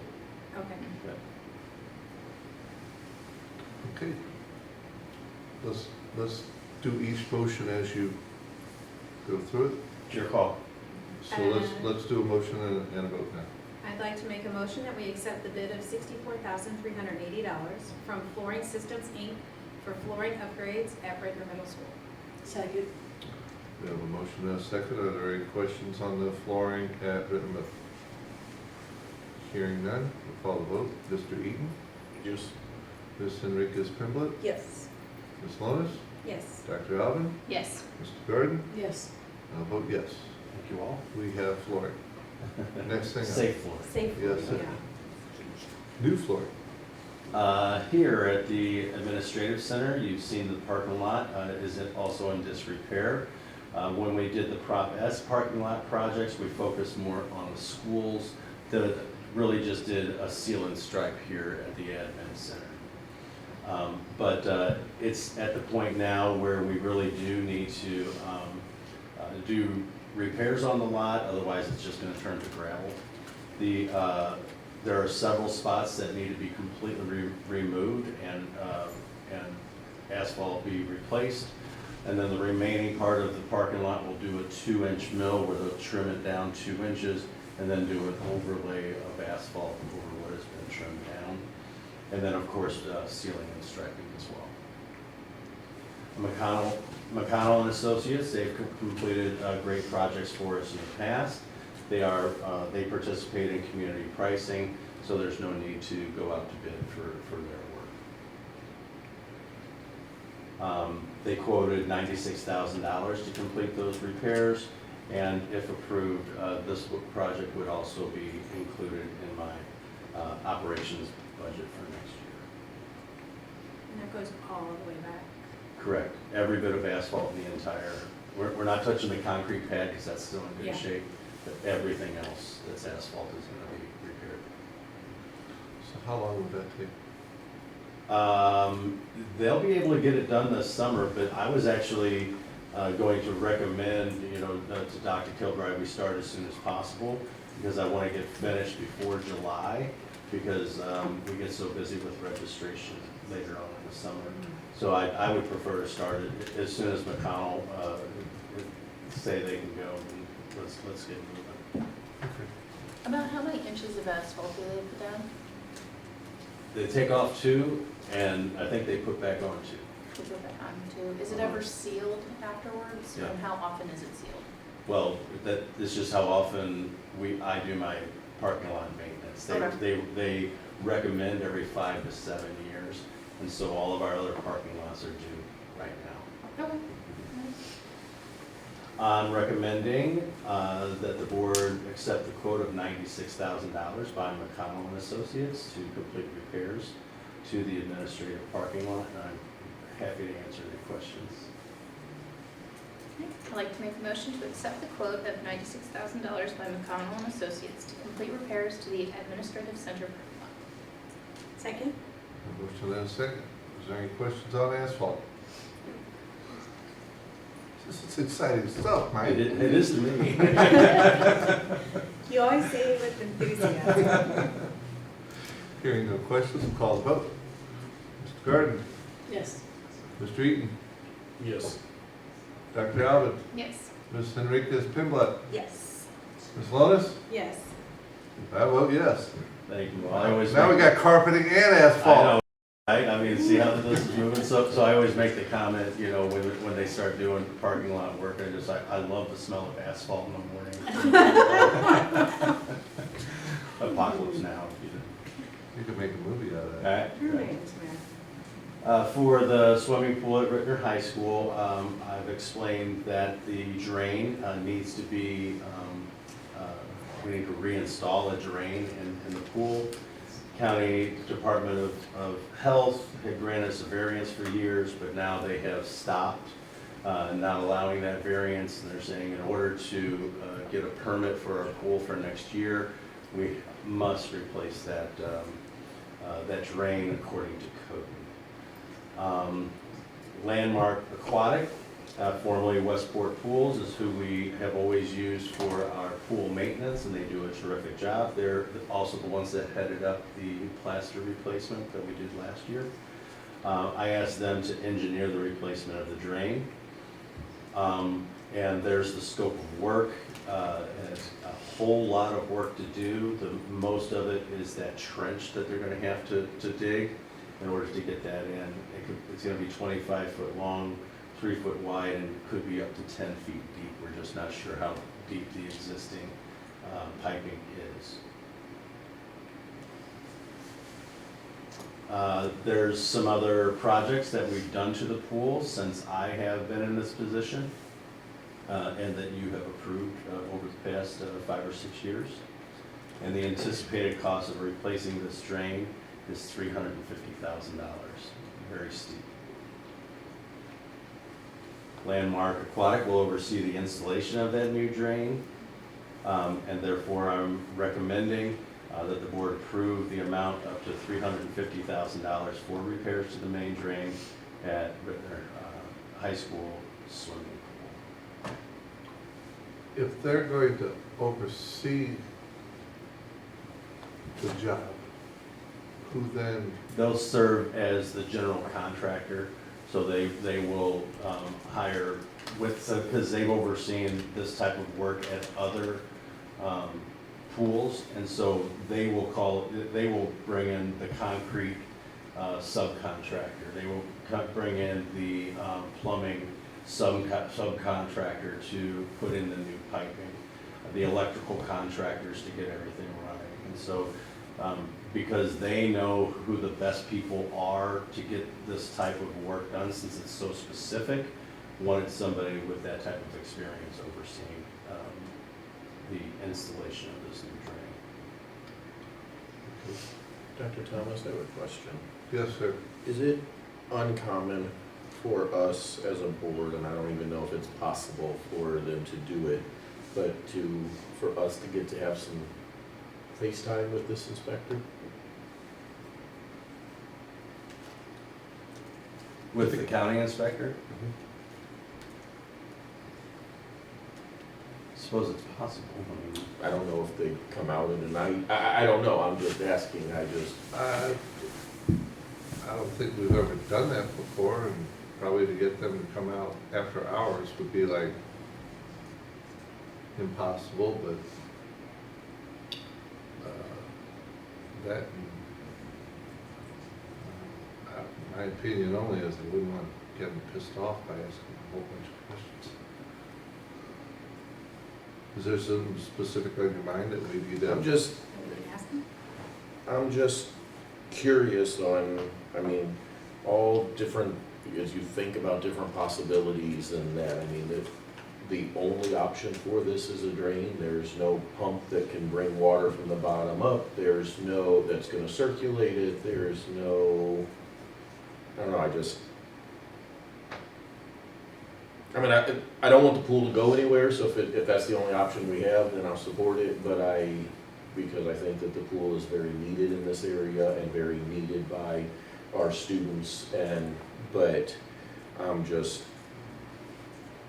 I struggle with all of a sudden this drain and there's no other options, nothing else out there.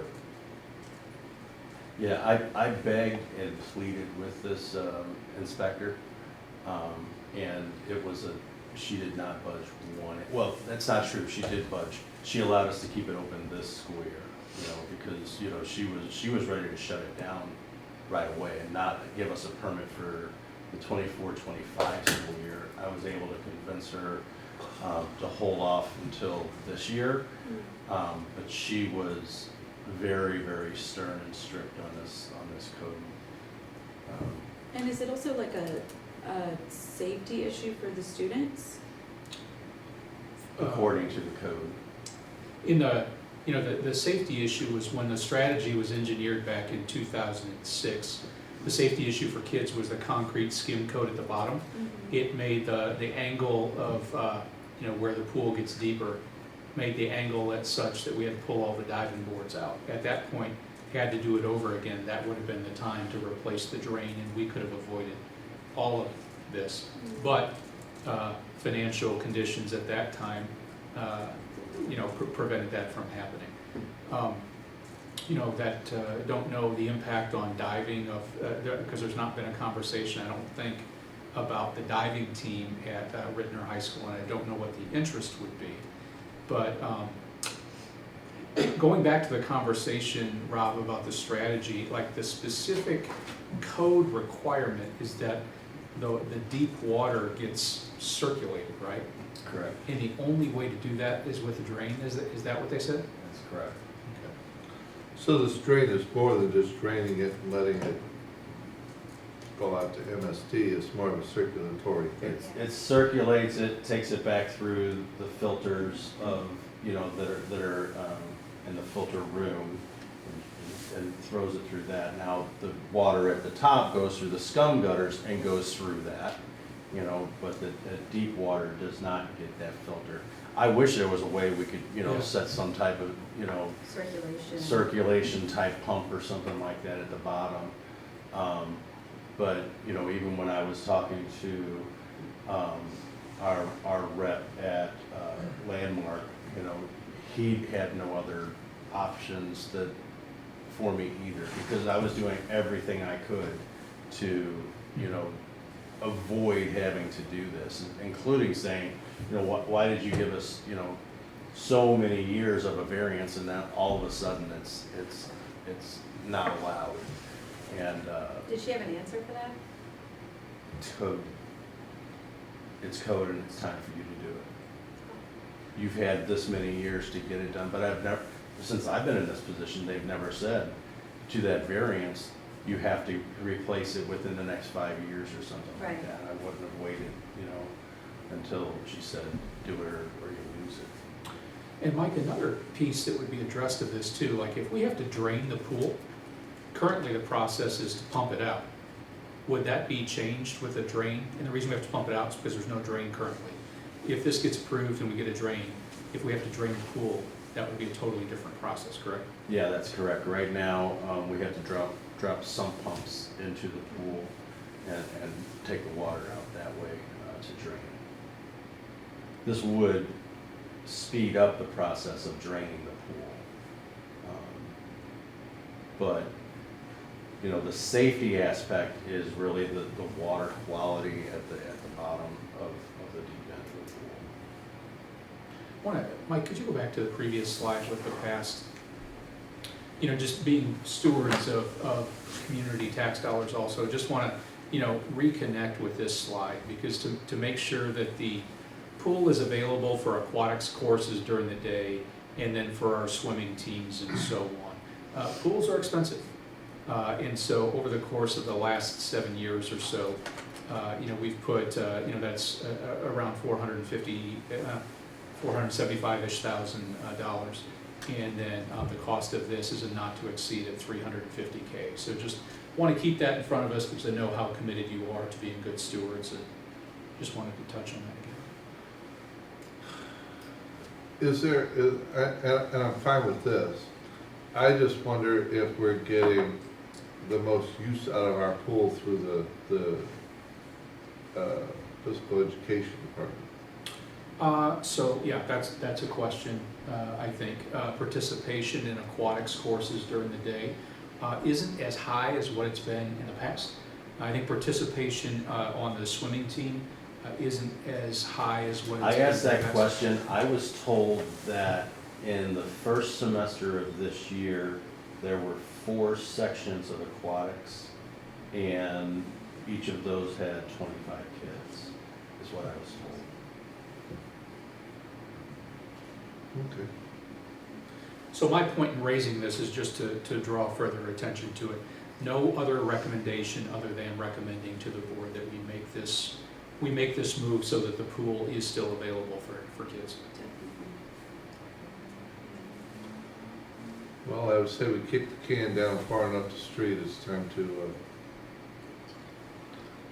fix what we should have fixed in 2006.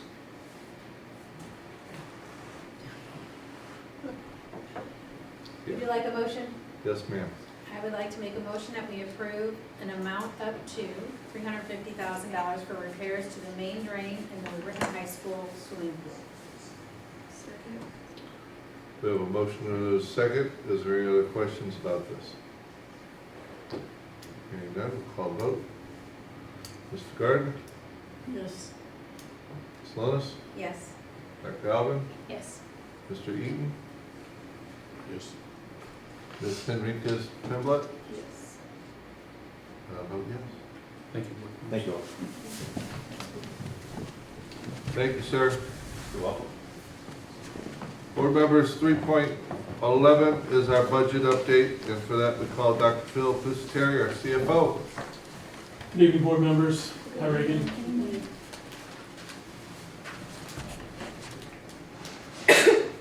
Bless you. In our equity statement, one line is that resources are allocated so that every student gets what they need. That resonates when we talk about finances. It's always important to sometimes what we think a student needed when times were really good, when there was a lot of ESSER money, maybe it's not the same down the road. So something for us to be thinking about. Tonight I'm going to talk through 4 main sections. Year-to-date financials, early projection for next year's financials, key budget assumptions for next year, and then also some important financial items to monitor. First, let's look at this year. If you look on, at this point, the budget in the middle towards the bottom shows a $1.2 million surplus for this year. It was originally budgeted to be somewhere around $900,000. Fund balances, so it's greater than expected at this point. Fund balances look to be about the same, a little actually lower because the expenses increased, but approximately 35%. Now, this may increase as part of the budget recapture process that you're aware of. It also, there may be some decreases based on how much money we transfer from operating over to capital to pay for capital improvements, such as a pool and some other things. Now, a lot of that's coming out of next year, so we're not going to see that. But 35 is a pretty good estimate. Revenues increased about 2.2% since the original budget, and projected expenditures increased about 1.8%.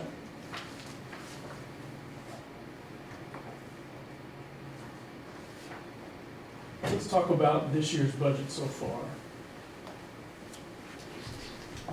It's important to remember that this year's budget included the final $4 million payment for ESSER.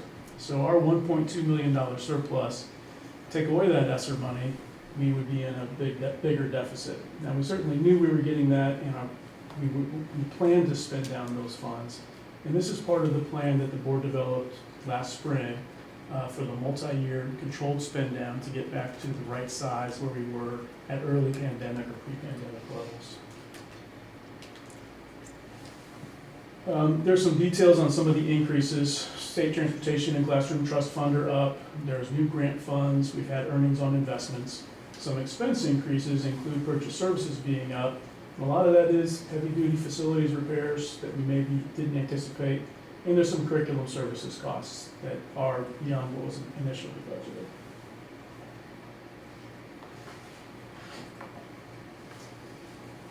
This is April. In June, we will be, at the end, we'll hold the public hearing and the board adoption of the budget. Before that, on June 5th, at the work session, we'll do a walkthrough for the budget. And then next month, I'll give you an update, a briefer progress update on where we are between April and June. Let's talk about next year's budget. These are the big assumptions for next year's budget, the big rocks. We know about the 4% salary increase, and that's going to cost us about $2 million. As I said, this is a controlled spend down year next year, and we certainly value staff, retention, and attraction, and the salary increase keeps us competitive, so when we're trying to fill those positions, we can be competitive in a market that's competitive. A big one that we're going to talk more in depth about in a little while is the 14.5% health insurance increase of about $1.2 million. That number could be higher, that number could be lower, and I'll get into more details. That's a sizable increase, probably the largest increase we've seen with regard to health insurance. Phil, I was going to ask, what is like the normal that we've had over the years in the past? This year was about a 9% increase. Prior years was closer to 7 and 6, if I recall. And there were a number of years a little bit further back where it was held to zero. There were a couple of years where it was held to zero, and 1 year we got a credit. So a pretty steep spike in healthcare costs. There was a meeting yesterday with the Health Insurance Trust Senior Advisory Committee, and again, I'll talk more about some possible changes down the pipe for this fee, or for this expense coming up for next year. And I'll give you more details at the May board meeting. The full-time equivalent reductions, this is part of the plan that was discussed last spring. At this point, we're looking at about a 13 FTE full-time equivalent reduction, and that includes the new 8 FTEs that are being allocated at the Ritenour Center for Educational Excellence. So 13 plus the 8 means that there's about 21 positions that have either been moved over to grants or that have been eliminated through attrition or reassignment. We appreciate Dr. LaChance's work on that and the rest of the team. And Phil, that goes along with the 16 reductions that we made last year. In addition, there's those reductions from last year as well. Next year will be our first payment of $620,000 of the first of 14 payments to pay for the Ritenour Center for Educational Excellence, which we financed through the COPS. And we'll talk more about that and another option to take that out of operating. Another big budget assumption, Dr. Stewart has identified ways to reduce the curriculum and instruction and professional development budget somewhat next year. We'll talk more about curriculum, but that is down $500,000 next year from this year. So an increase for next year, property and liability insurance, this is the worst, 2024 was the worst storms year that our insurance provider has had, and 2025 isn't off to a very good start either. We'll talk more about, well, no, we won't talk more about that, but we do anticipate there being about $1/3 of $1 million increase there, so we're budgeting for that. This is a conservative estimate for the savings on buses of $120,000. It's probably going to be greater than that, but we're budgeting conservatively. Let's look a little closer at the numbers for next year. We have a controlled spend down, you can see on the right towards the bottom, of $3.3 million. And that's the controlled spend down that the board discussed last spring as we right-size the district. This is the biggest year of the spend down over the 5 years. The spend down becomes lesser and lesser as the years go on until we're right-sized and back towards pre-pandemic levels. That deficit is greater than what was initially anticipated when Dwight gave a 5-year outlook, but Dwight didn't anticipate the 14.5% health insurance increase. He didn't anticipate the 4% salary increase or the operating, or the COPS expenditures coming out of operating funds. In addition, there's been some transfers from operating over to capital to pay for some capital expenses that have occurred as we wound down ESSER and we wound down Prop S. Good news is, in this, we are ahead of schedule on those reductions, as Chris said, with the 15 or 16 last year and then the 13 already on track for next year, where the goal was 10 a year. Now I'd like to just pause briefly as we look at some key financials that we're going to need to continue to monitor. And I touched on these, but we'll go into a little more detail on these. First, let's look at costs in two main areas, both of which were funded across the country by ESSER 3. When ESSER 3 came through, one of their main goals was improving student achievement or learning loss as a result of the pandemic. So a lot of expenditures were made on curriculum, and a lot of that ESSER money went towards HVAC improvements as we thought about breathing air quality. And these are two big categories that we want to keep our eyes on.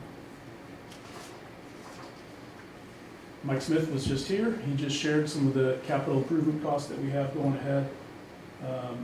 There's a number of must-complete projects in next year's budget, some of which you just approved. Others are sewer line and gym expansion joint at Hooter, HVAC work at Ritenour Middle, and the list can kind of go on. There's also unexpected or pop-up needed repairs that occur, and sometimes we just have to do those. As time goes on, as the board had a kind of a conversation, you and we are going to want to continue to weigh the benefits to students versus the costs. We just want to make sure we're asking ourselves as we go forward. And there may be some times when we say no, or we say not now. So that's ahead of us, is to continue to kind of wrestle with the big purchases. Similar to asking those questions about facilities and capital improvements, Dr. Stewart is leading us as we look at these questions in curriculum. Many districts saw a boost in curriculum expenses during ESSER. As you can see from the graph on the curriculum expenses, we're asking ourselves, is this the new normal? It seems as though prices for curriculum and textbooks have gone up. Maybe it is. So how do we monitor that to see? This year saw a brand new math curriculum that has supplementary supports, high quality, but it does cost some money. We're monitoring ways now for next year as well as for future years on how we can reduce curriculum and professional development costs moving forward. Whether it's spacing out adoptions further, instead of every 7 years, maybe it's every 8, something to be considered. We're looking closely at professional development expenses to prioritize those with the greatest impact. Note that this graph doesn't include salary, it doesn't include mathnasium, it doesn't include the statutory professional development committee funds, which we have to allocate.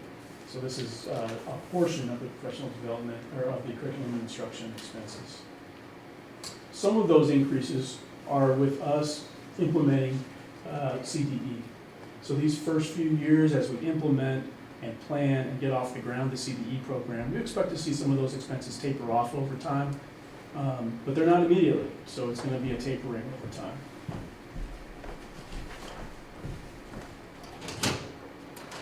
Next financial area to monitor.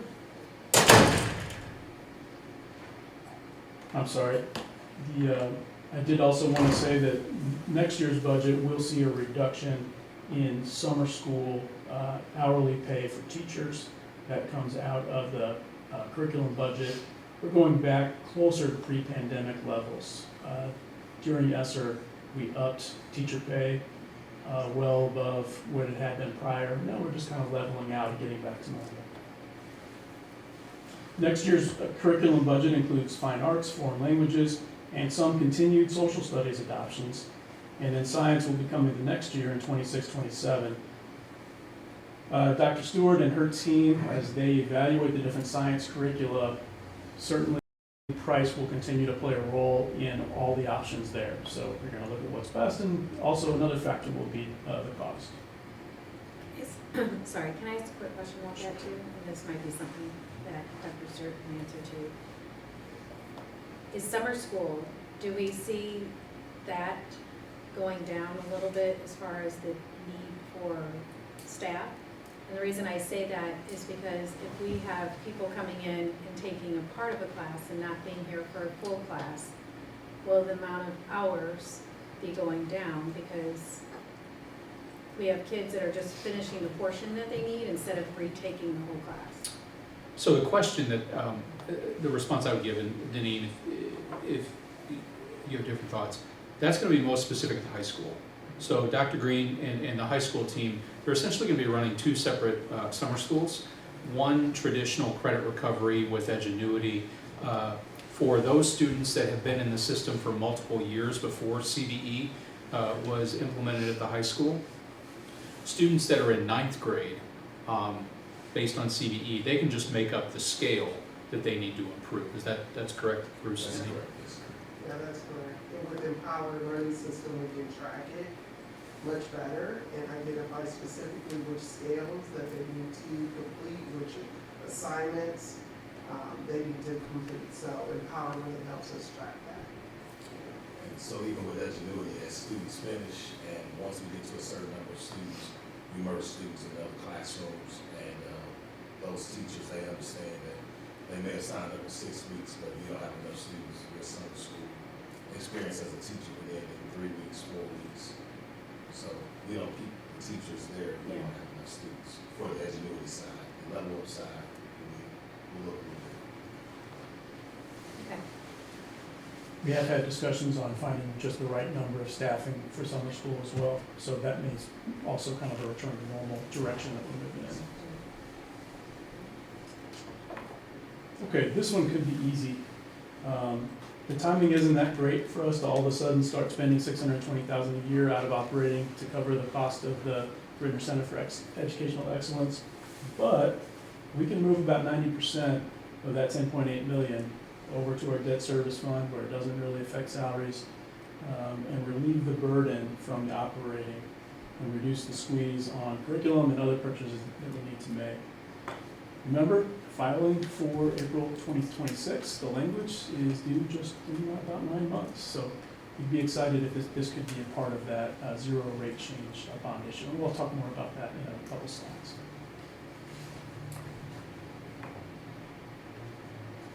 Okay, here's a big one, is the point-in-time employee counts. As Chris mentioned, there were 15 to 16 staff FTEs reduced this year. As you look at the graph, you don't really see that. You say, well, how did we go from 800 to 797? Well, we were not fully staffed significantly in food service, particularly in 23-24, and now we are fully staffed. But those FTE reductions are helping. This isn't the FTE plans count, this is just the actual FTE count.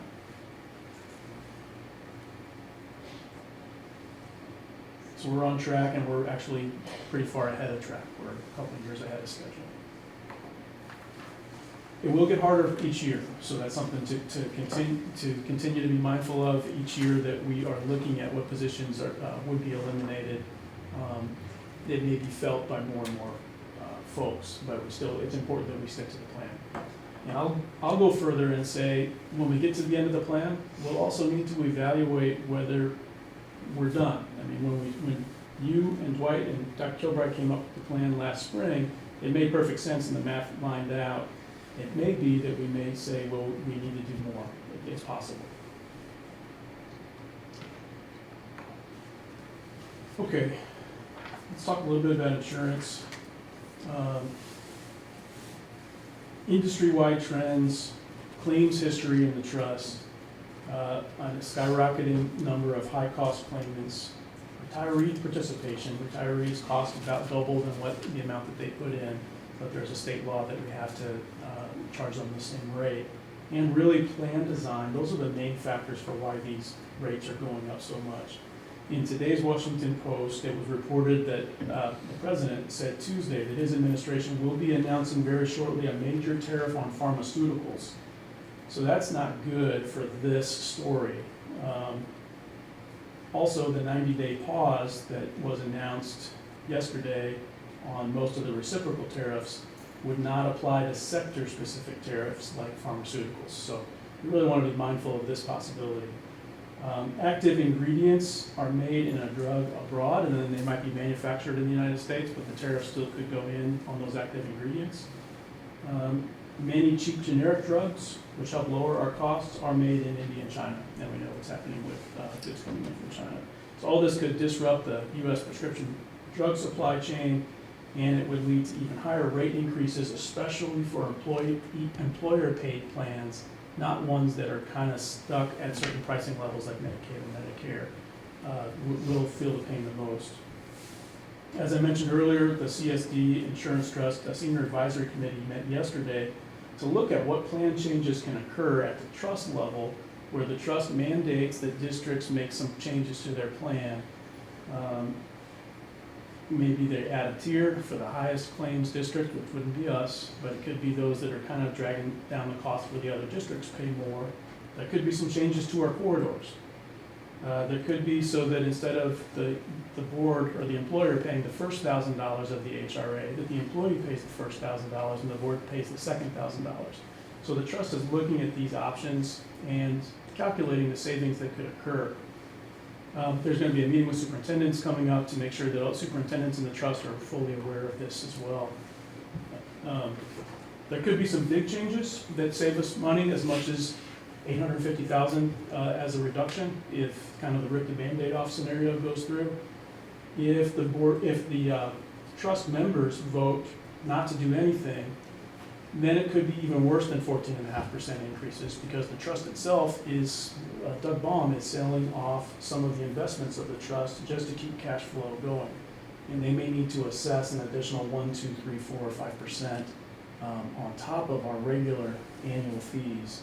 So instead of 14.5%, we could be looking at a 16 or 17% increase, just so they can build their fund balances up to have some liquidity. So this is exciting. It's exciting that the trust is looking at making these changes.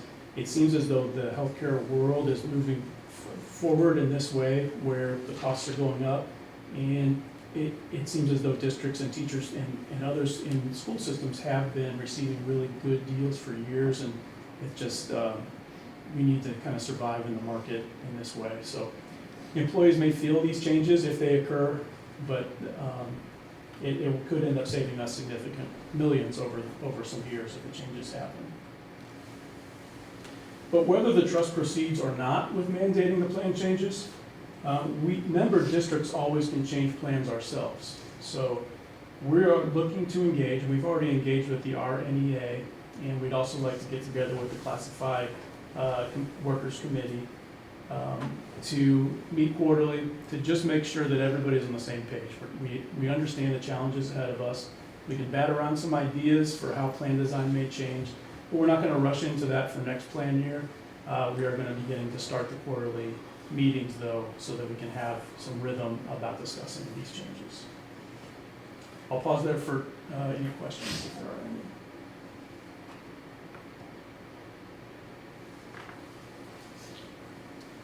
Okay, key strategic goal is attracting and retaining staff.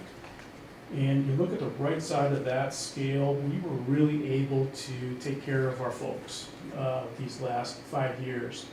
And you look at the left side of the scale, that was some tougher times, at least in the middle. And then towards the left, that's not too far off from the Consumer Price Index, which now is about 2.4% over the last 12 months.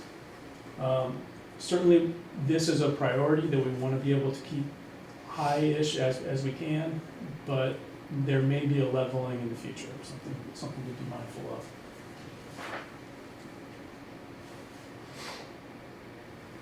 Okay, as this was written, there have been some changes and that I'll update you on, but we know about the tariffs for pharmaceuticals, but we'll see it in AV equipment, technology, furniture, equipment for operations, food supplies, especially canned goods, aluminum, paper. There's some discussion, and we'll update you later, on whether we're considering setting up as a safeguard against some of these price increases, setting up an additional contingency budget line that can offset tariff-related increases. We already have contingency lines for various things, including some like staff that we may need, but this would really be focused on unexpected tariff-related increases. So I'll keep you posted in future presentations on whether we proceed with that and what that looks like. Technology devices, this is hot off the press after this was uploaded, could be seeing, like our Chromebook devices could be seeing a 30% increase. In the budget for this year, it's $330,987.50 to buy 1,250 Chromebooks. That includes the tracking service, the Google Chrome, the asset tags. However, just very soon, possibly within the week, that rate could go up by as much as 30%. So I don't know about procedure, how this could work, but similar to the way Mike Smith presented some things from next year's budget to ask for approval in advance, that's already in next year's budget, would it be appropriate to proceed to ask? So board members, when this came up at recess, so just recess like 28 minutes ago, is when Phil and I connected around this. Phil and I will connect around this idea, and I'll be in contact with you tomorrow. We know there's going to have to be some replacement of Chromebooks, and if we have that 30% tacked on top of it, number one, it's either going to make our current plan untenable, not able to do, or it's going to reduce the number of Chromebooks that we can purchase. And we know that there's some Chromebooks that need to cycle out of the system. So I'll connect with Rich, I'll connect with Phil in the morning, and we'll have a plan for you tomorrow afternoon of what these tariffs on technology could mean for Chromebooks. Yeah, it could be as much as 50,000 more just because of the timing of the purchase. Mm-hmm. Other financials to monitor. For next year's budget, we're including kind of the worst case scenario for the basic formula funding. This is Governor Kehoe's focus in the House approved budget version, where the formula stays the same as it does this year. As we learned at the Legislative Advocacy Committee meeting last month, the Senate may not be so keen on keeping it that low. So we're hopeful that some members of the Senate push that up a little bit higher, but this budget assumes the worst, just to be conservative. We'll know that by May 9th. Let's talk about debt service fund and bonding capacity. While we may be able to go for as much as $40 million, according to Stiefel in an analysis of our debt service funds in April of 26, the tariffs and other unpredictable market factors may suggest that it's best for us to go for a lesser number at this time. New construction, the timing you remember during ESSER when some of those new construction prices went out of control and they cost twice as much as they thought.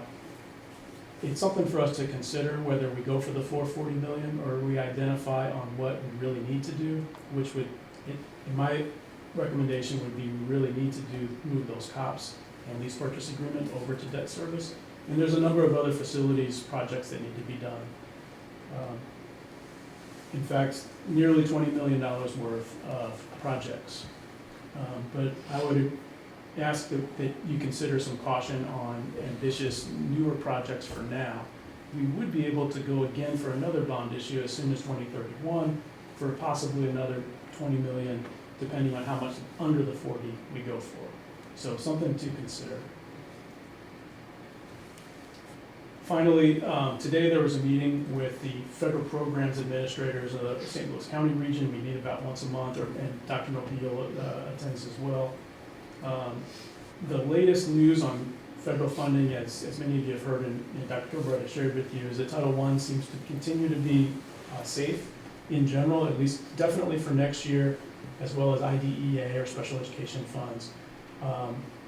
There's a movement to rid ourselves of Title II, III, and IV from the President's office. That, from what we've heard, we're not sure there's a mechanism to put that in place anytime soon. But over the years, it's possible that we may be without those funds. And right now, we receive about $600,000 in Title II, III, and IV. Title II is professional development funds, so high-quality professional development for teachers and principals. Title III is funding for immigrant students and English language learners. Title IV focuses on the whole child and technology supports to become a 21st century learner. So that $600,000, if it does go away, would be challenging. We'll want to continue to monitor that. But we won't just be monitoring that. We'll monitor Medicaid, as Ms. Henrika Spinblatt mentioned earlier from MSBA, and a number of other factors we'll keep our eyes on.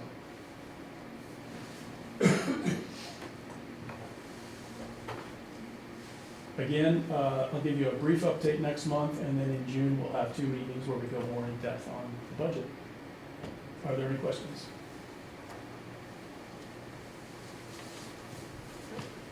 Thanks for giving us something to think about. Thank you. Thank you, Phil.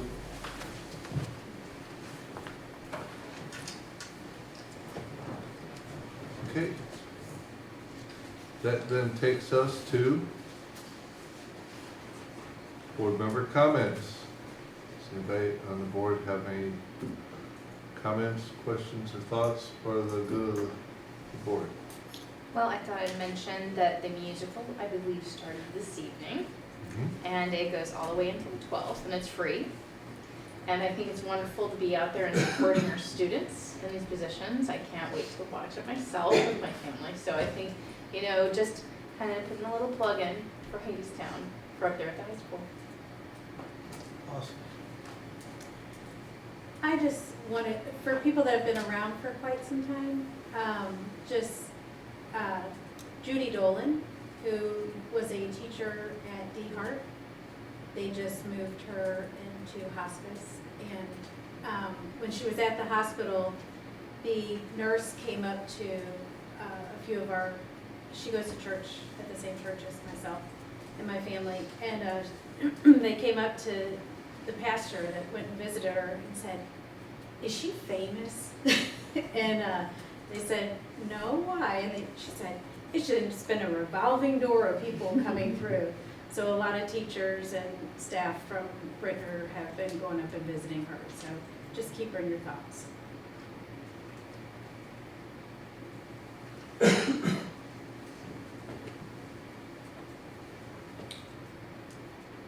Okay. Hearing no other comments, let's move to our consent agenda items. We have for us tonight 4.01 to 4.08. I'd like to make a motion to approve the consent agenda items 4.01 through 4.08 as recommended. Second. We have a motion and a second. Call vote. Vanessa? Her computer died and she went down to get her charger and she hasn't come back. Okay. Is she locked out? I'll go down and see. Oh, we'll vote real slow. Mr. Eaton. Yes. That's what I want, cooperation. I knew it was coming. Dr. Alvin. Yes. Ms. Lonis? Yes? Well, you could have thought on it a little bit longer. Well, she can't vote anyway because she wasn't here. Yeah, all right, never mind. Why? Okay. What? Why? Because? Oh. Thank you so much. And I'll vote yes. Consent agenda items have been approved, and we now move to 5.01, which is reconvening in closed session. I'd like to make a motion to reconvene in closed session for state statute 610021 for discussion of agenda items. Second? We have a motion and a second. We'll call the vote. Mr. Garden? Yes. Ms. Lonis? Yes. Dr. Alvin? Yes. Mr. Eaton? Yes. I vote yes. Let's take about a 5-minute break. We'll get to see where Vanessa is. We'll reconvene and we'll finish up.